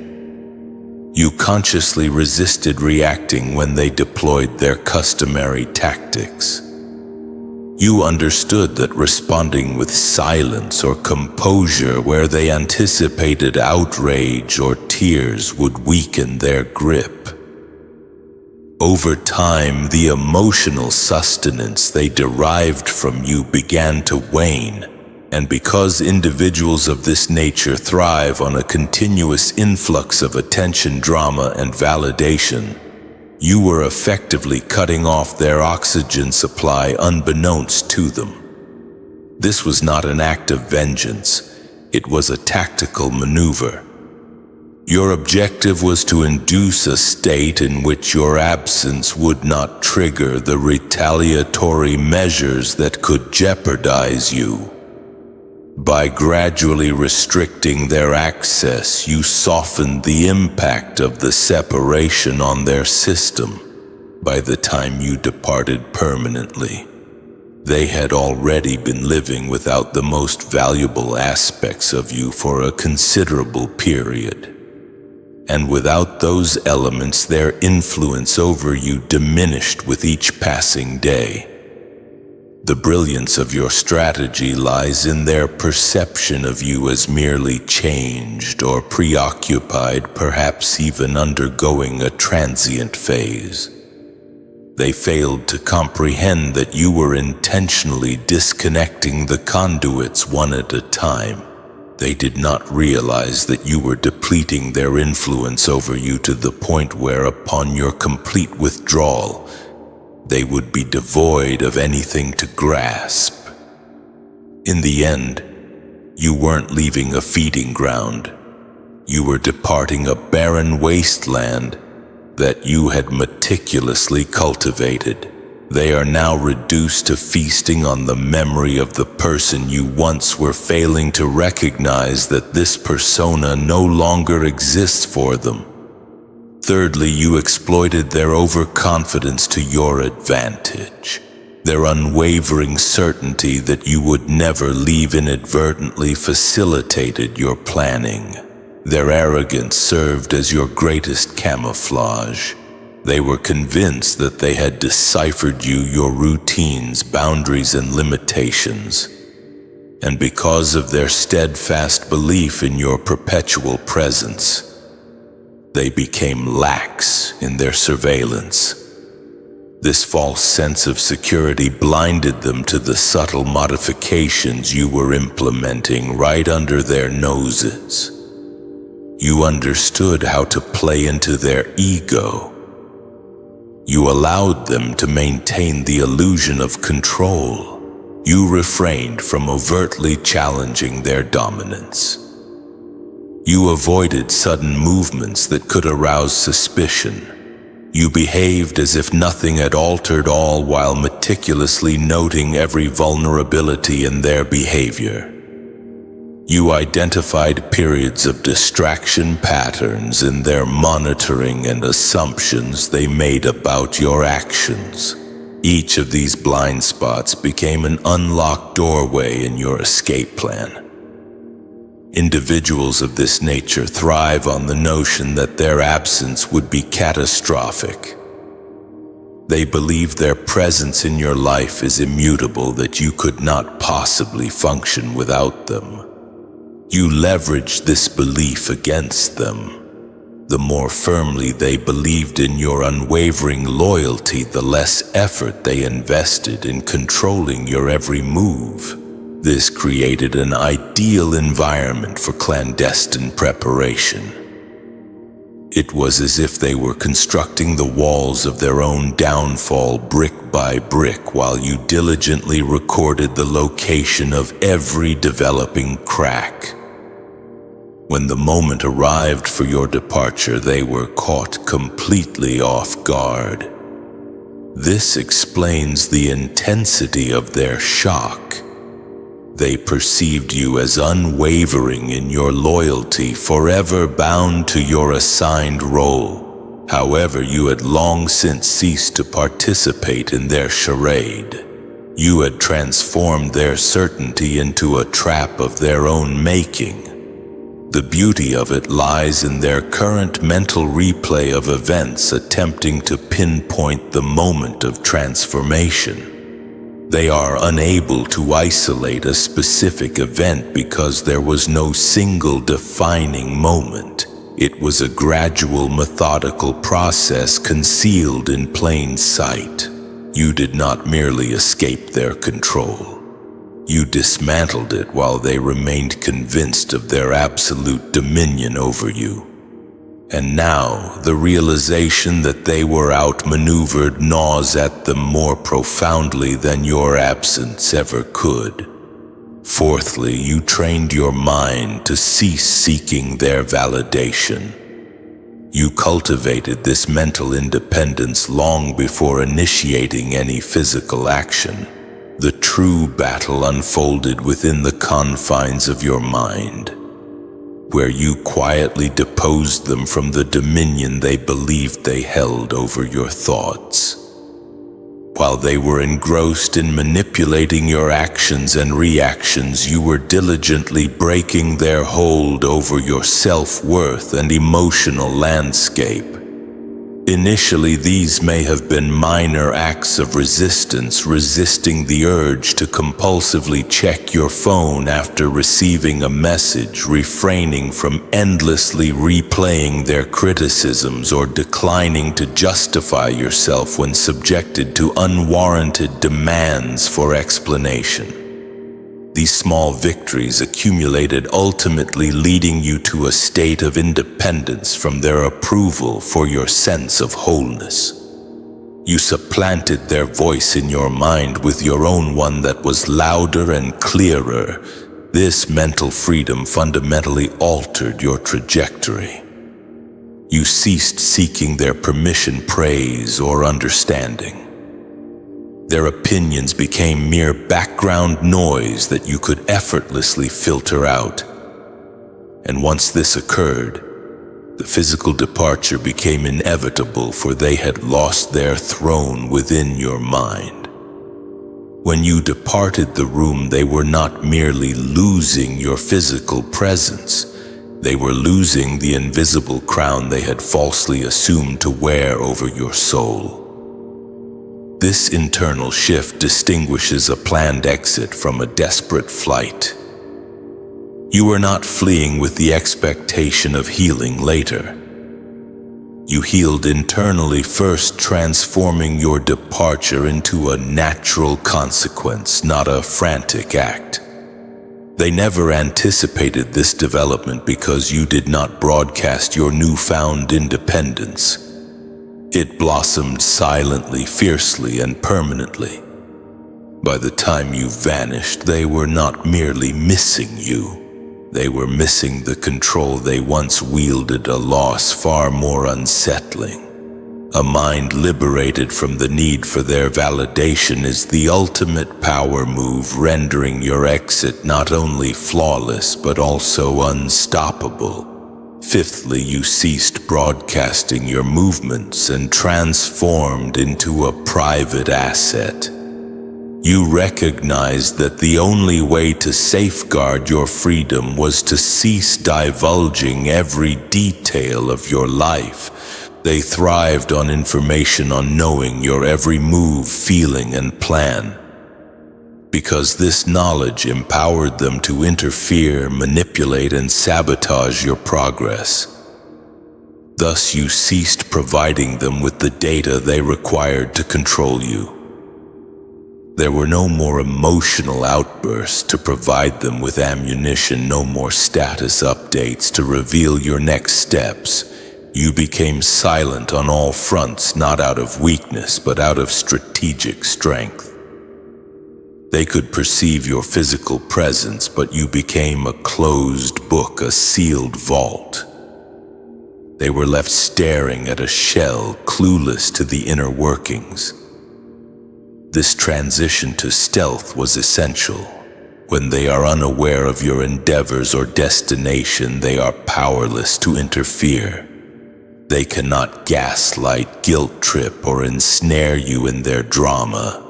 You effectively severed their surveillance capabilities, forcing them to speculate and scramble while you quietly executed your plans.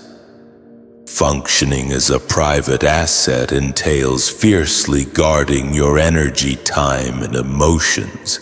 It requires acknowledging that the most significant actions in your life occur behind the curtain, shielded from prying eyes. They forfeited their leverage the moment you ceased broadcasting. Deprived of their accustomed access, their influence crumbled. This is not about engaging in games or concealing yourself out of fear. It's about reclaiming your autonomy by becoming untouchable. You controlled the narrative by refusing to share it. And because you became an enigma rather than an open book, they were unable to reel you back in regardless of their efforts. Sixthly, you allowed them to believe they won arguments to ultimately win the war. You ceased engaging in their petty skirmishes, not because you had lost your passion or voice, but because you recognized that every argument they won was merely a diversion from the true battle you were waging: your freedom. You no longer felt compelled to prove your rightness or justify your feelings. You understood that defending yourself in every minor conflict only provided them with more fuel, more reasons to cling to you or emotionally drag you back. Consequently, you allowed them to have the last word. You allowed them to believe they had prevailed in the argument, that they had broken you down or maintained control. But in reality, every concession and silent moment was an integral part of your strategy to conserve your energy and strength for the actions that genuinely mattered. You weren't losing, you were conserving your resources. This was you playing the long game. You comprehended that winning a trivial argument was meaningless if it cost you your peace or hindered your progress. You chose to disengage from reacting, proving yourself and feeding their need for control. By withdrawing from the noise, you deprived them of satisfaction and denied them the power that stems from perpetual conflict. While they were preoccupied with celebrating victories in these minor battles, you were quietly preparing your departure. You weren't merely enduring their tactics. You were outsmarting them, maintaining your focus on the grand prize, your complete liberation. They may still believe they possess the upper hand because they had the last word, but you were already poised to make the decisive move. You remained calm, patient and steadfast while they depleted their ammunition. And when the moment arrived, you executed your move, securing the victory that truly mattered. Seventhly, you timed your exit to coincide with their moment of distraction. You were too astute to depart when all eyes were fixed upon you. You understood that the moment of greatest peril is when they are fully alert and prepared to react. Therefore, you exercised patience. You waited for their attention to dissipate, for their focus to wander into another person's drama, their own crisis, or the comfortable assumption of your unwavering allegiance. Your exit wasn't impulsive or desperate. It was meticulously timed, akin to a skilled general awaiting the enemy's misdirection before launching the maneuver that alters everything. They were consumed by chasing distractions. Perhaps it was a new conflict, a fresh victim to manipulate, or their own intricate emotions drawing them into turmoil. Whatever the cause, their focus was not on you. They felt secure, convinced of your loyalty and containment, and thus lowered their defenses. This fleeting moment of distraction became your opportune moment. You didn't merely depart physically, you vanished emotionally and mentally long beforehand. As such, your physical disappearance lacked the elements of suspicion. Departing during their period of diminished vigilance meant they lacked any immediate means of intercepting you. They were too scattered to orchestrate a response, too absorbed in their own cacophony to notice your quiet departure. By the time they realized your absence, the window of opportunity to restrain you had already slammed shut.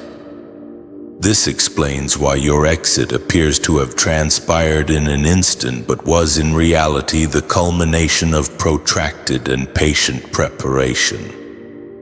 You recognized that any premature move would ignite chaos, so you patiently awaited the opportune conditions. It was not about speed, but about precision.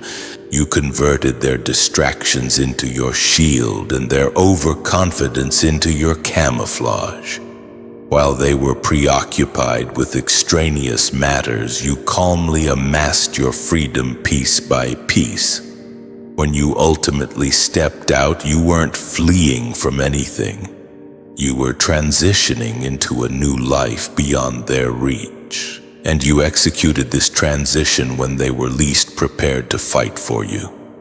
This is the power of timing, not merely executing your move, but executing it when it matters most, when they are most vulnerable. Distracted and convinced of your unwavering presence, you didn't just escape.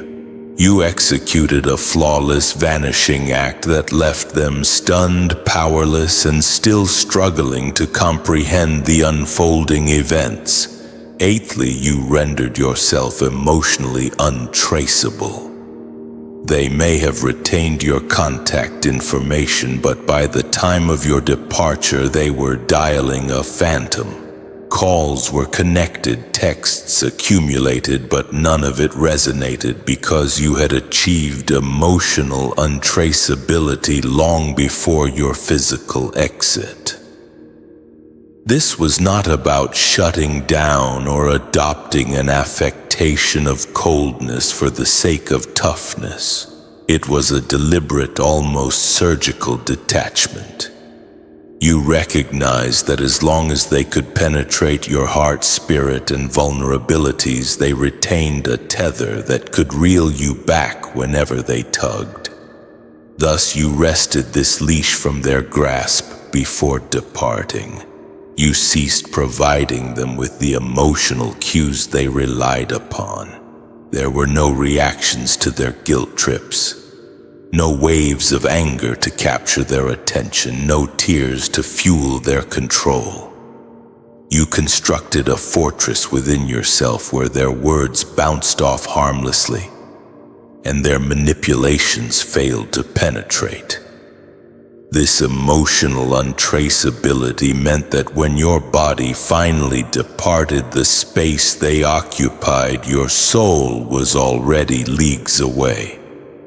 There was no lingering attachment drawing you back, no tether to yank you into their drama. They may have exhausted every means of reconnection, but it was akin to transmitting messages into an empty void, no reply, no acknowledgement, no engagement. This degree of disconnection rendered your exit not only feasible but also permanent, because they were unable to reach you, unable to break you down, and unable to reel you back in. You became untouchable in the most critical sense, not merely physically absent, but emotionally inaccessible. They forfeited their power the moment you ceased feeding their need to control your emotions, and by the time you physically departed, you were already liberated in a manner they would never comprehend regardless of their pursuit. Ninthly, you meticulously collected the evidence but refrained from revealing the entire file. You did not simply dismiss your experiences or deny the existence of your wounds. Instead, you maintained a detailed mental record, a ledger documenting every act of betrayal, subtle manipulation, and instance of boundary violation. This was not about plotting vengeance or accumulating grudges as trophies. It was about cultivating a compass that guided you away from illusions, away from the allure of rewriting history through rose-tinted lenses. You understood that forgetting the truth or downplaying the damage is what perpetuates cycles of suffering for many. It is easy to romanticize the past, to cling to the hope of change, or to blame yourself for prolonged endurance. But you resolutely resisted this trap. Your memory became your armor, a clear, unfiltered archive that kept you grounded and focused on your liberation. Simultaneously, you never divulged every detail. You refrained from broadcasting the entire file for public consumption. There was no dramatic reveal, no social media diatribe, no public reckoning. You guarded your truth quietly and privately, understanding that exposing everything would only empower them further or ensnare you in their drama. Maintaining this balance demanded discipline. You bore the weight of the truth internally, but you channeled it as fuel for advancement, not as a weapon for inflicting harm or punishment. This enabled you to depart without the emotional turmoil of rehashing old wounds. You were clear-eyed, sober, and steadfast because your mind was anchored in reality, not nostalgia. This archive prevented you from retreating to the past, relinquishing your boundaries, or affording them any opportunity to rewrite the narrative. Your departure encompassed the physical, mental, and emotional realms because you never permitted yourself to forget their true nature. And this unwavering clarity is what rendered your exit permanent and potent. Tenthly, you departed without affording them the closure they desperately sought. You recognized that closure isn't always synonymous with healing. Often it is a trap disguised as a neat resolution. They desired that final conversation, that final opportunity to manipulate your emotions, rewrite the narrative, and reel you back under their control, but you steadfastly refused to grant them the stage for their performance. You understood that by participating in the closure they craved, you would be placing a weapon in their hands disguised as a farewell. Instead of granting them that final word or emotional tug, you decisively shut the door. You denied them the chance to script one more scene in which they played the victim or convinced you to remain entangled in their web. By foregoing the closure conversation, you severed their access to your vulnerabilities and terminated the cycle of reciprocal interaction that sustains toxic relationships. This was not an act of callousness or indifference.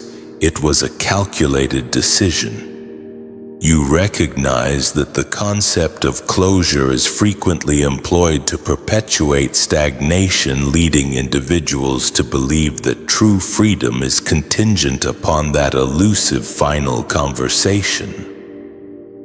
However, you broke free from this pattern. You prioritized your liberation over their need for control, camouflaged as resolution. By departing without closure, you established a definitive severance. They may be left perplexed, enraged, or desperate, but this confusion is indicative of a power shift. They no longer possess the key to your narrative. You locked the door they presumed to open and departed without a backward glance. This ultimate act of refusal constitutes one of your most impactful maneuvers. It signifies that you are not awaiting permission to be free, nor are you affording them any opportunity to rewrite your ending.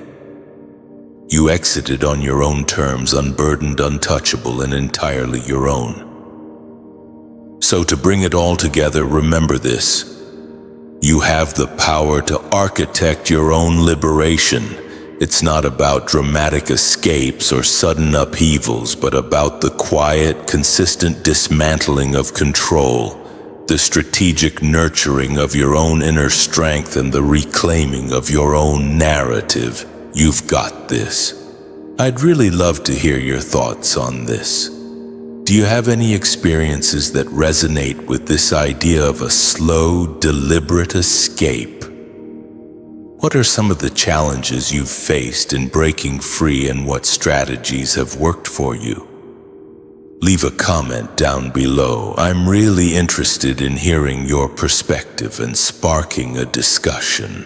And if this resonated with you, and you're interested in exploring more on topics like personal empowerment and reclaiming your autonomy, be sure to subscribe so you don't miss out on future videos. Thanks for being here, and remember, your freedom is worth fighting for.